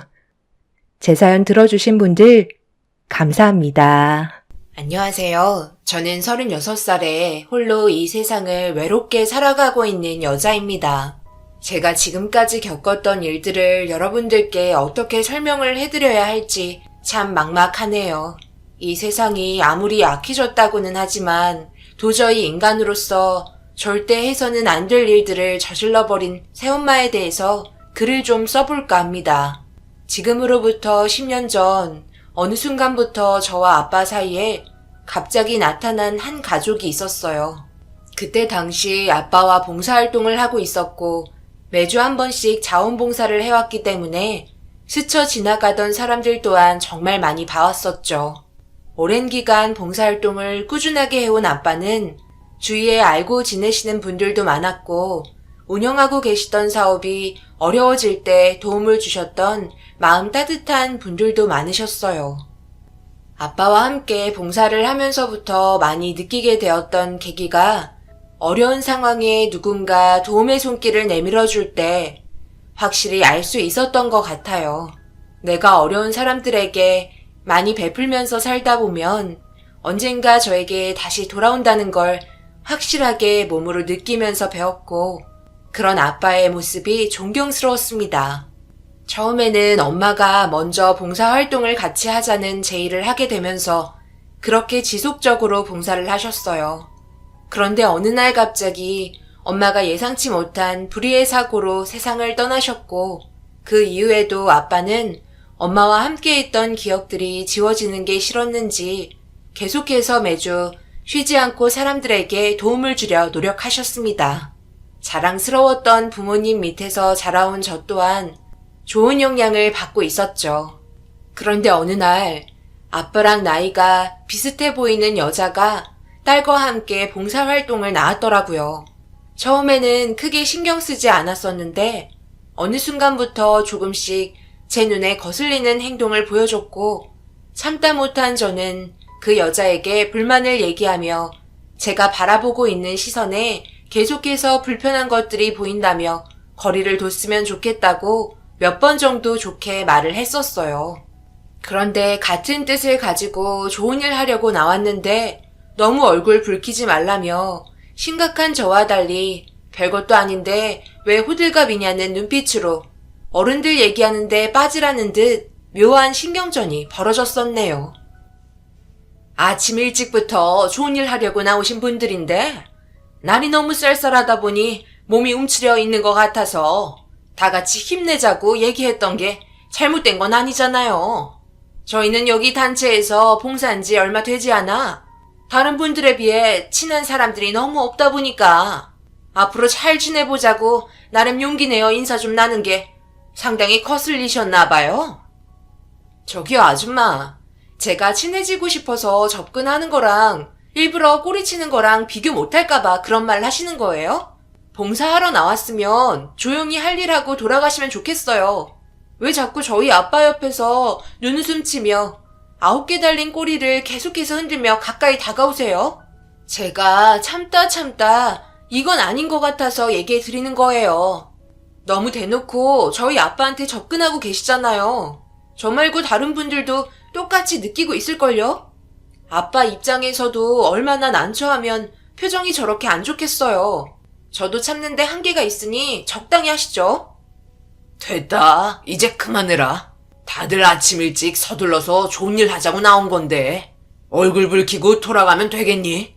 그저 빨리 친해지고 싶은 마음에 의욕이 앞서다 보니까 더 그런 식으로 보인 것 같은데. 그냥 좋게 넘어가자. 우리 딸 그렇게 해줄 수 있지? 저기요. 그쪽도 어느 정도 선을 지켜주셨으면 좋을 것 같네요. 무슨 말인지 아시겠죠? 아빠의 말에 상당히 난감했는지 당황한 표정을 보이더니 저를 기분 나쁘게 째려보고 있었어요. 그때 당시 엄마가 세상을 떠나신 지 얼마 되지 않아 아빠와 저는 기분이 별로 좋지 않았었고 다른 여자가 접근하는 자체가 너무 거부감이 들었었어요. 그래도 한 소리 한 이후 아침에 얼굴 잠깐 보며 인사 나눌 때 몇 마디 말 붙이는 것 외에는 더 이상 아빠에게 접근하지 않았고 그런 모습을 지켜보고 있던 저 또한 시간이 흐르면서 점점 잊혀지게 되었네요.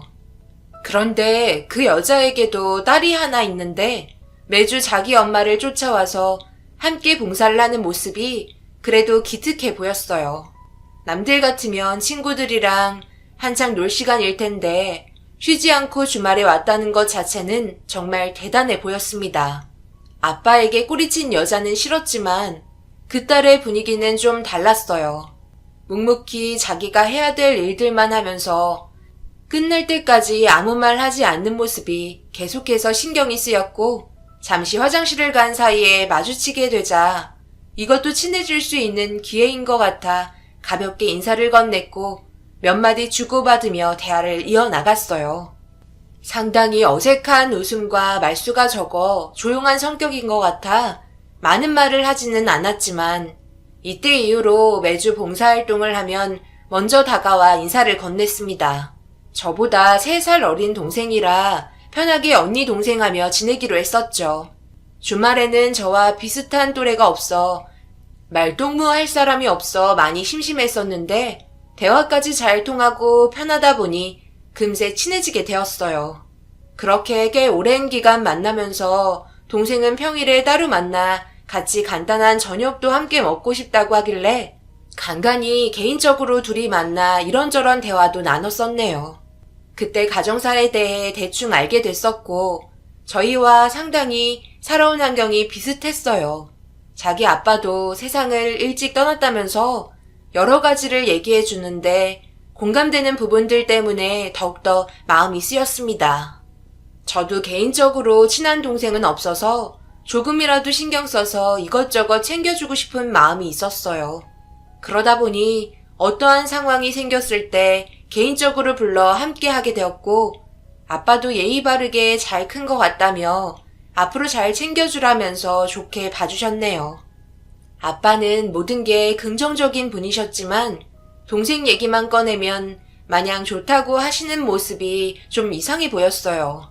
평소와 다르게 언제부터인가 항상 밝아 보이는 모습들이 눈에 들어와 수상하다고 생각했지만 엄마가 세상을 떠난 이후로 봉사활동회에는 매번 그늘진 얼굴만 볼 수 있었는데 웃고 다니는 아빠의 얼굴 표정에 저 또한 덩달아 기분이 좋아졌었죠. 그런데 어느 날 아빠가 저녁을 함께 하자며 약속 장소를 문자로 전송해줬고 퇴근 후 예약된 식당에 미리 찾아가 기다리던 도중 멀리에서 아빠 옆에 누군가와 함께 걸어오고 있는 충격적인 모습을 두 눈으로 보게 되면서 자리에서 벌떡 일어났네요. 지금 이게 무슨 상황인 거죠?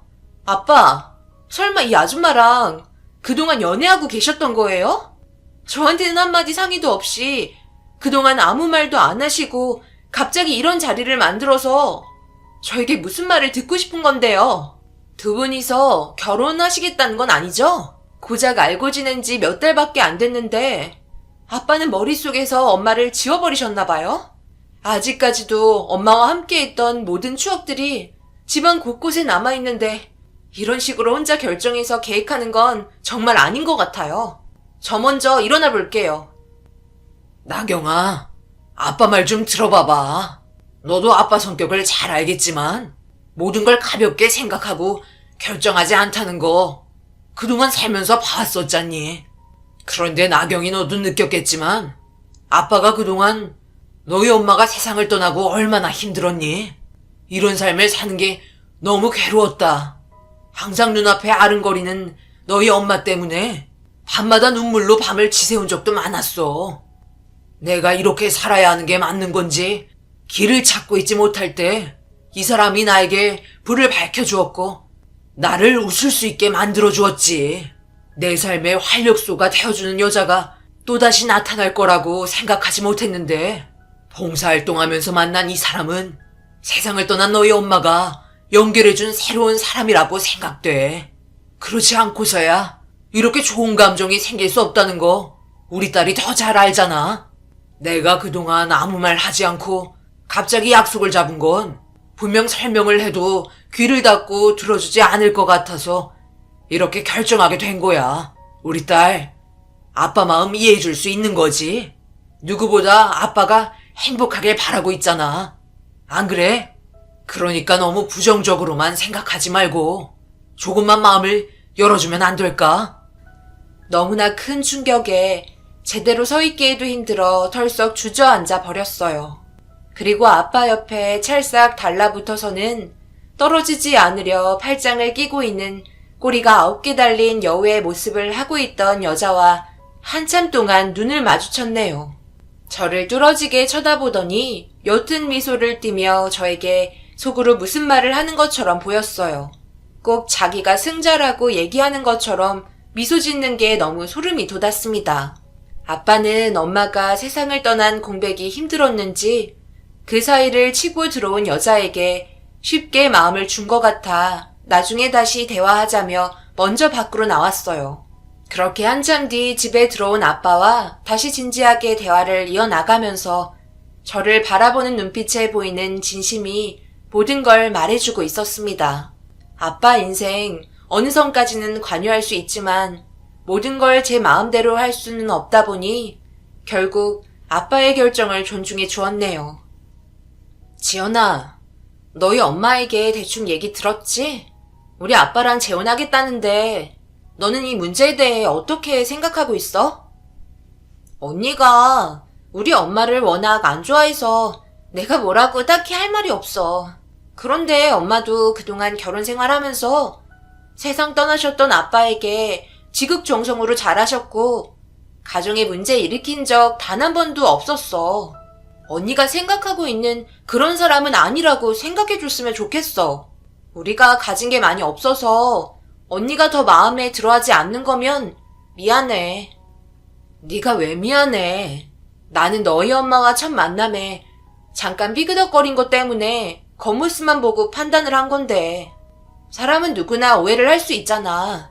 지연이 네가 나한테 그렇게 얘기해주니까 어느 정도 안심은 되는데 내 느낌이 틀렸길 바라야지.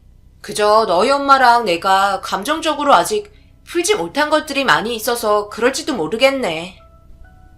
동생의 말을 듣고 난 이후부터 조금씩 지연이 엄마의 행동들을 유심히 살펴보게 되었어요.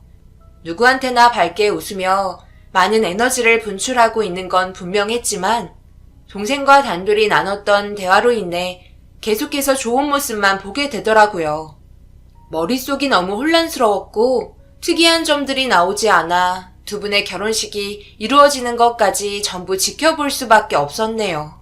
딱히 저에게 거슬리게 한 행동들조차 없었어요. 항상 봉사활동에서 봤던 그런 모습을 유지하고 있었고 동생과의 관계 또한 문제없이 잘 지내오다 보니 아빠의 행복만 간절히 바라며 겉으로는 표현 못해도 속으로 아빠의 결혼을 축하해 주었네요. 그렇게 법적으로 완벽하게 부부가 된 아빠와 새엄마는 신혼부부인 것 마냥 너무 잘 지내셨어요. 세상을 떠난 엄마가 서운해할 정도로 깨가 쏟아졌습니다.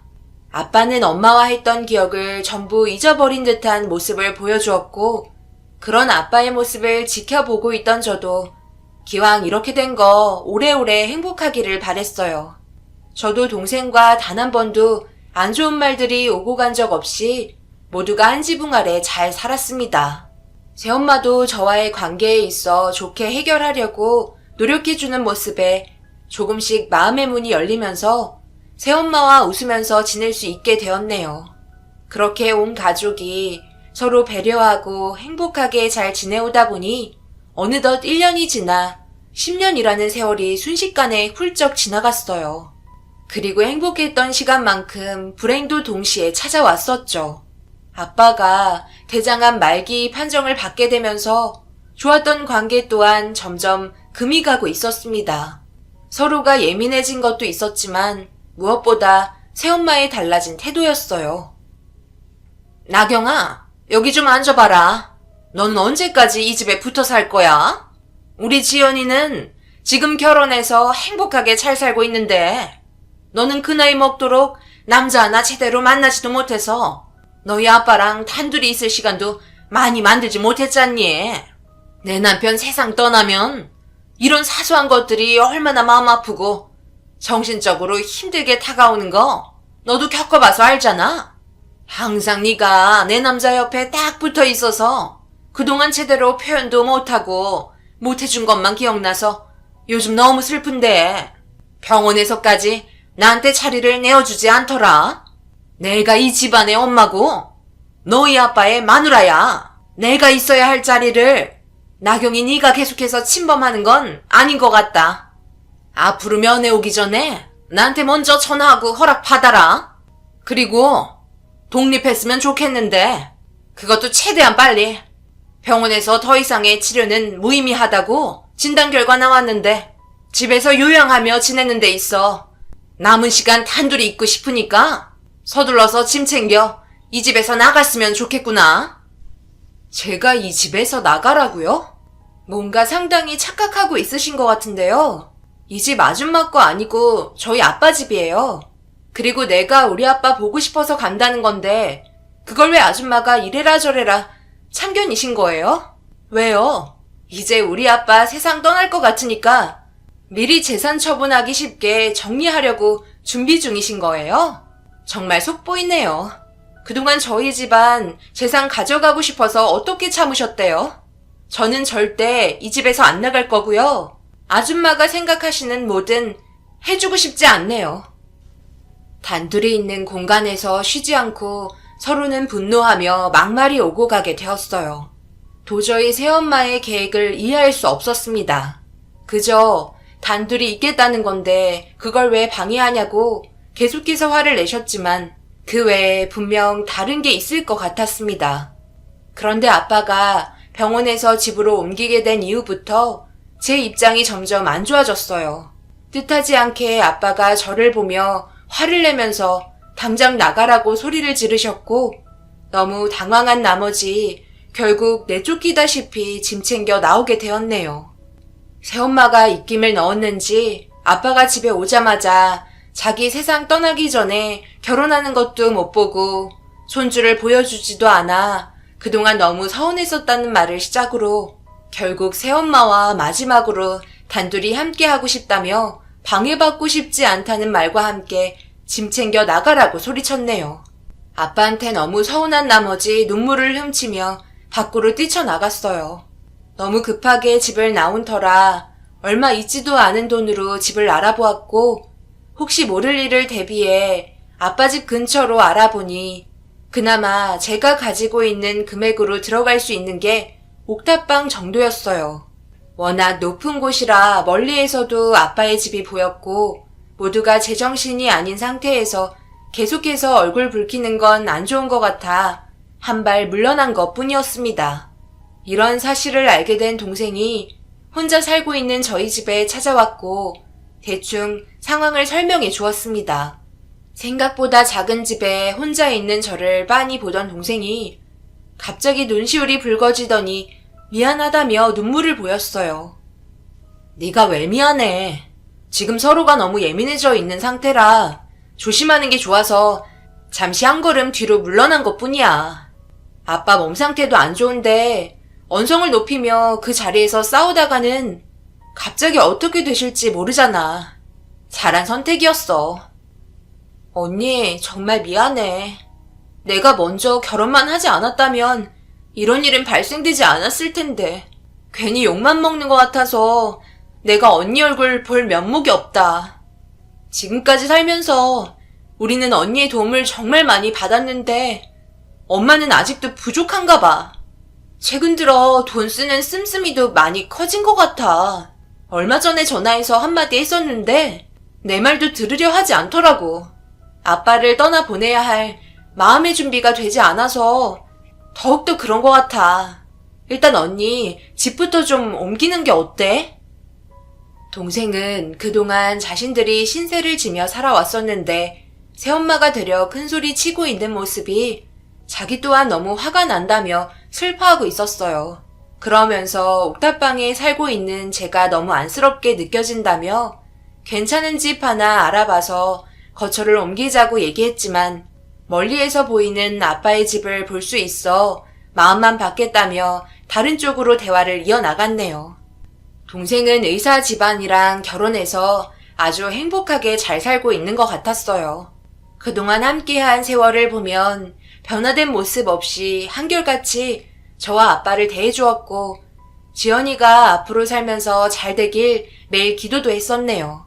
그렇게 한참 동안 이런저런 대화를 끝내고 홀로 집에 남아 아빠가 있는 집을 바라보며 최대한 버텨서 하루라도 오래 살길 바랬습니다. 그런데 며칠 뒤 아빠의 집에 이삿짐 센터 차량들이 몰려 있었고 바쁘게 짐을 옮겨 실으며 새엄마의 지시에 따라 움직이는 모습이 두 눈으로 목격하게 되면서 급하게 아빠 집으로 향했습니다. 제가 숨을 헐떡이며 다가오자 저를 바라보고 있던 새엄마가 팔짱을 끼더니 저를 흘기며 쳐다보면서 바빠 죽겠는데 왜 왔냐고 소리를 질렀습니다. 저희 아빠 몸도 안 좋은데 갑자기 무슨 이사예요. 저희 아빠는 어디 있어요? 도저히 이해가 안 돼서 답답하네요. 뭐가 답답하다는 거야? 어른들이 알아서 잘 알고 있는데 왜 사소한 거 하나부터 10가지 참견하는지 모르겠네. 너희 아빠랑 충분히 대화했고 다른 곳으로 이사해서 요양하기로 결정했다. 여기 집 별로 좋지도 않은데 있어봤자 뭐해. 투자같이 좋은데 자리 잡아 사는 게 훨씬 좋지. 그래서 너희 아빠가 가지고 있는 유산 전부 처분해서 청담동으로 이사 결정했으니까 더 이상 아무 말도 하지 말거라. 알겠지? 온 김에 얼굴 보고 싶으면 2층으로 올라가 봐. 서재에 있을 거다. 새엄마의 당황스러운 행동들은 계속해서 이어졌어요. 함께 행복하게 지내며 마지막 때를 그래도 최대한 많은 시간을 활용할 거라 생각했었는데 저를 내친 이유는 다른 곳으로 이사를 하려고 결정지은 거였네요. 급하게 2층 서재에 올라가 누워있는 아빠를 보고 왜 그랬냐며 따지려 했지만 벌써 눈빛은 초점을 거의 잃은 상태였어요. 그래도 딸 왔다고 손을 내밀어준 아빠의 모습을 보니 저절로 눈물이 흘러 거친 손을 잡고 하염없이 눈물을 흘렸습니다. 그동안 저에게 정말 많은 것들을 해주셨는데 너무 갑작스럽게 이별을 맞이하게 되니 준비가 덜 된 저로서는 정신이 온전치 못했었어요. 많이 괴로워하고 있는 저를 바라보고 있던 아빠는 작은 목소리로 새엄마가 원하는 대로 해주라며 그럴 자격이 있다고 옅은 미소를 보여주셨습니다. 아빠는 눈을 감은 채 제 얼굴을 어루만져 주면서 눈물을 흘리셨어요. 오랜 시간 함께해 주지 못해 너무 미안하다며 나중에 천천히 뒤따라오라고 얘기한 뒤 쉬고 싶다는 말을 끝으로 이 세상과의 작별을 하고 말았습니다. 온 집안이 떠나가도록 오열을 하며 아빠의 마지막 순간을 보게 되니 맨정신으로 버티기가 힘이 들었고 울부짖는 목소리에 급하게 올라온 새엄마는 아빠의 손을 잡고 눈물을 흘리고 있는 저를 밀친 뒤 아빠를 품에 안곤 오열을 하셨습니다. 그렇게 아빠의 장례를 치르게 되었고 세상 떠난 아빠의 마지막 모습을 끝으로 제 품에는 아무도 남아있지 않았어요. 동생은 앞으로 새엄마가 이사간 집으로 모두 모여서 함께 살 거라며 제 마음을 알았는지 걱정하지 말라고 눈물을 흘리며 안아주었습니다.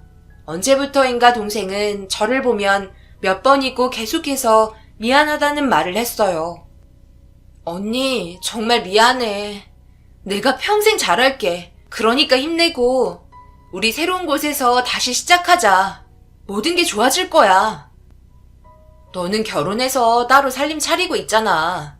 그리고 너희 엄마가 나랑 같이 사는 거 좋아하지도 않고. 벌써 말 다 끝났어. 엄마가 그쪽으로 이사를 결정한 이유가 새롭게 다시 시작하는 것도 있지만 우리랑 언니랑 함께 모두 모여 행복하게 살고 싶다며 아빠에게 부탁해서 그렇게 하기로 결정하게 된 거야. 그래서 허락하신 거고. 지연아, 너는 왜 이렇게 시키지도 않은 행동을 하는 거야? 아직 결정도 되지 않았는데 멋대로 그런 말을 하면 어떡해? 나는 너랑 같이 살고 싶은 마음 없으니까 그 옥탑방 있는 거기에서 그냥 쭉 살아라. 너만 보면 내가 스트레스가 올라와서 제명에 못 살 것 같다. 어차피 너도 나 싫어하잖아. 불쌍하게 여기려고 몇 번이나 생각해봤지만 나랑은 너무 안 맞아. 엄마, 그게 무슨 말이에요? 같이 살기로 아빠와도 약속해서 결정하게 된 거였는데 왜 이런 식으로 돌발 행동을 하세요? 새엄마는 그때와 지금의 상황은 다르다며 저만 빼고 자기 자식이랑만 같이 살겠다고 흥분을 하며 난리를 쳤어요. 그 모습을 보니 10년 전 왜 우리 아빠에게 접근했는지 충분히 알 수 있겠더라고요. 정말 화가 치밀어 올랐고 새엄마와 한바탕 하려고 하는데 갑자기 동생이 한 번도 화를 낸 적 없이 조용하게 얘기하던 성격과 정반대의 성격으로 새엄마를 보며 난리를 치며 장례식장이 떠나갈 정도로 화를 내고 있었어요. 너무 당황스러워 동생의 모습을 멍하니 바라보았고 새엄마는 몇 번 겪어봤는지 대수롭지 않게 대처하고 있었습니다. 점점 상황이 심각해지자 동생의 팔을 잡고 아빠의 장례식은 무사히 끝내고 싶다며 진정시켰어요. 그렇게 모든 장례식이 힘들게 끝이 나고 새엄마는 2번 다시 인연 만들지 말라는 말을 끝으로 저에게 등을 보였습니다. 동생은 나중에 다시 얘기하자며 엄청나게 화가 난 얼굴 표정으로 새엄마를 따라갔어요. 장례식도 모두 끝이 나고 기력을 거의 잃어서 그런지 온몸에 힘이 없는 상태로 가파른 계단을 올라 작은 옥탑방으로 돌아왔네요. 새엄마가 이런 식으로 나올 거라곤 어느 정도 예상은 하고 있었지만 모든 재산을 한 건물에 묶어버릴 거라곤 전혀 알지 못했었네요. 아빠는 새엄마의 꾀임에 마지막까지 이용을 당하면서 그 역량이 저에게까지 전달되었어요.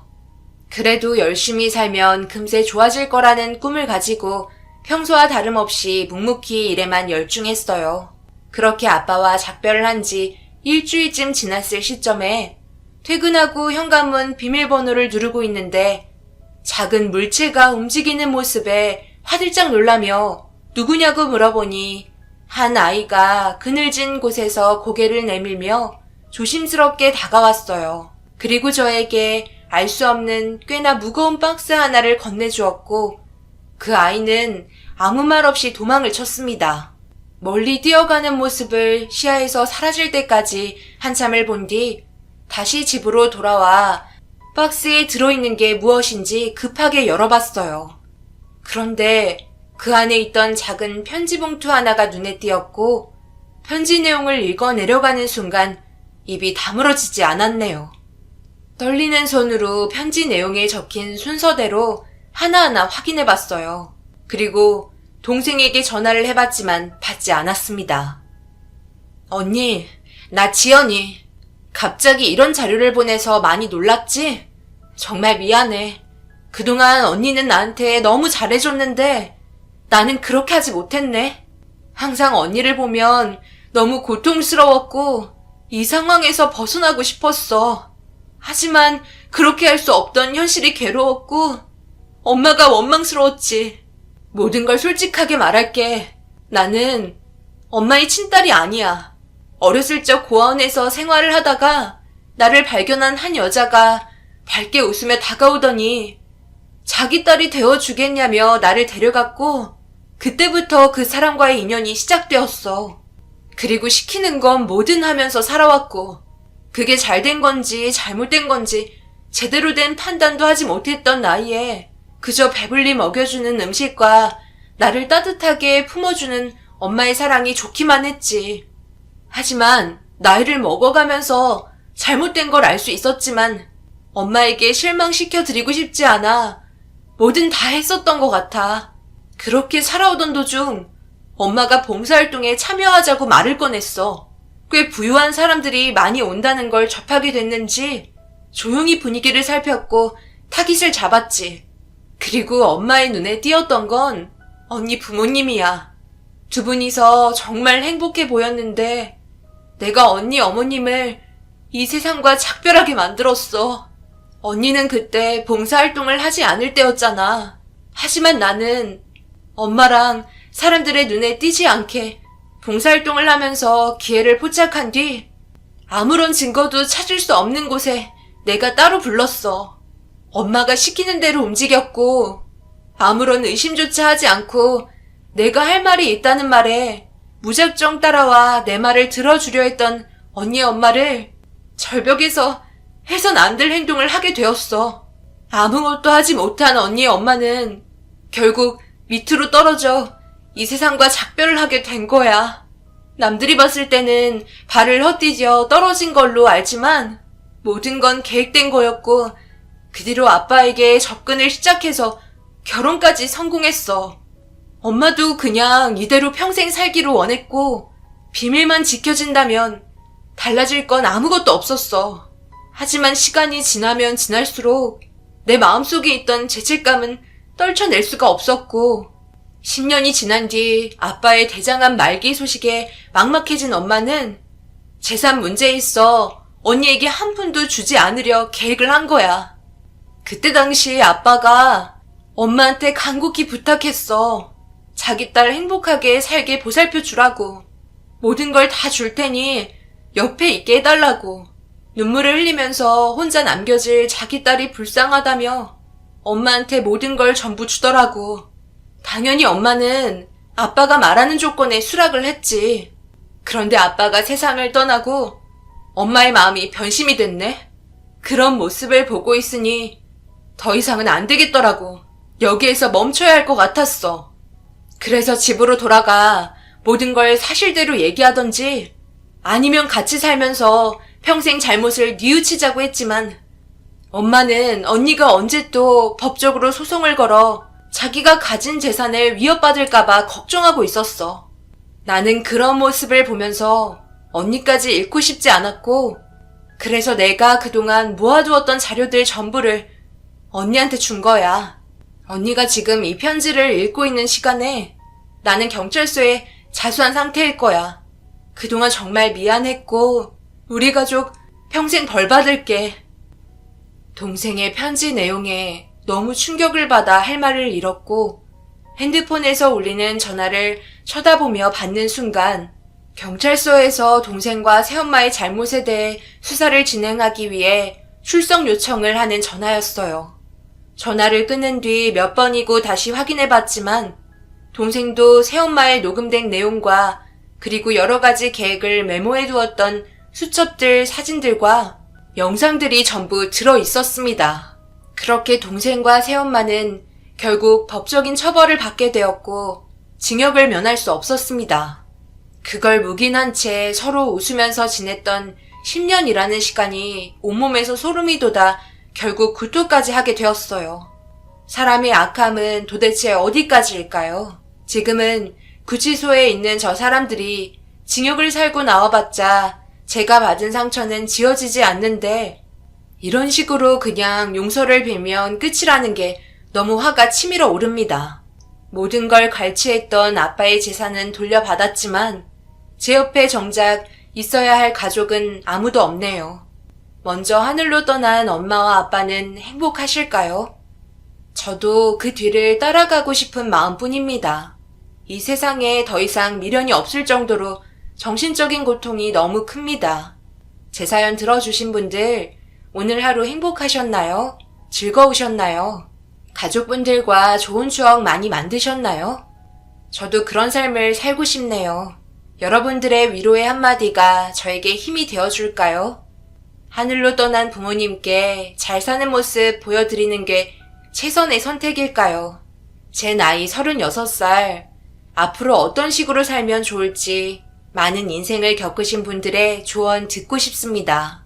긴 사연 들어주셔서 정말 감사합니다. 저도 힘을 내보도록 노력하겠습니다.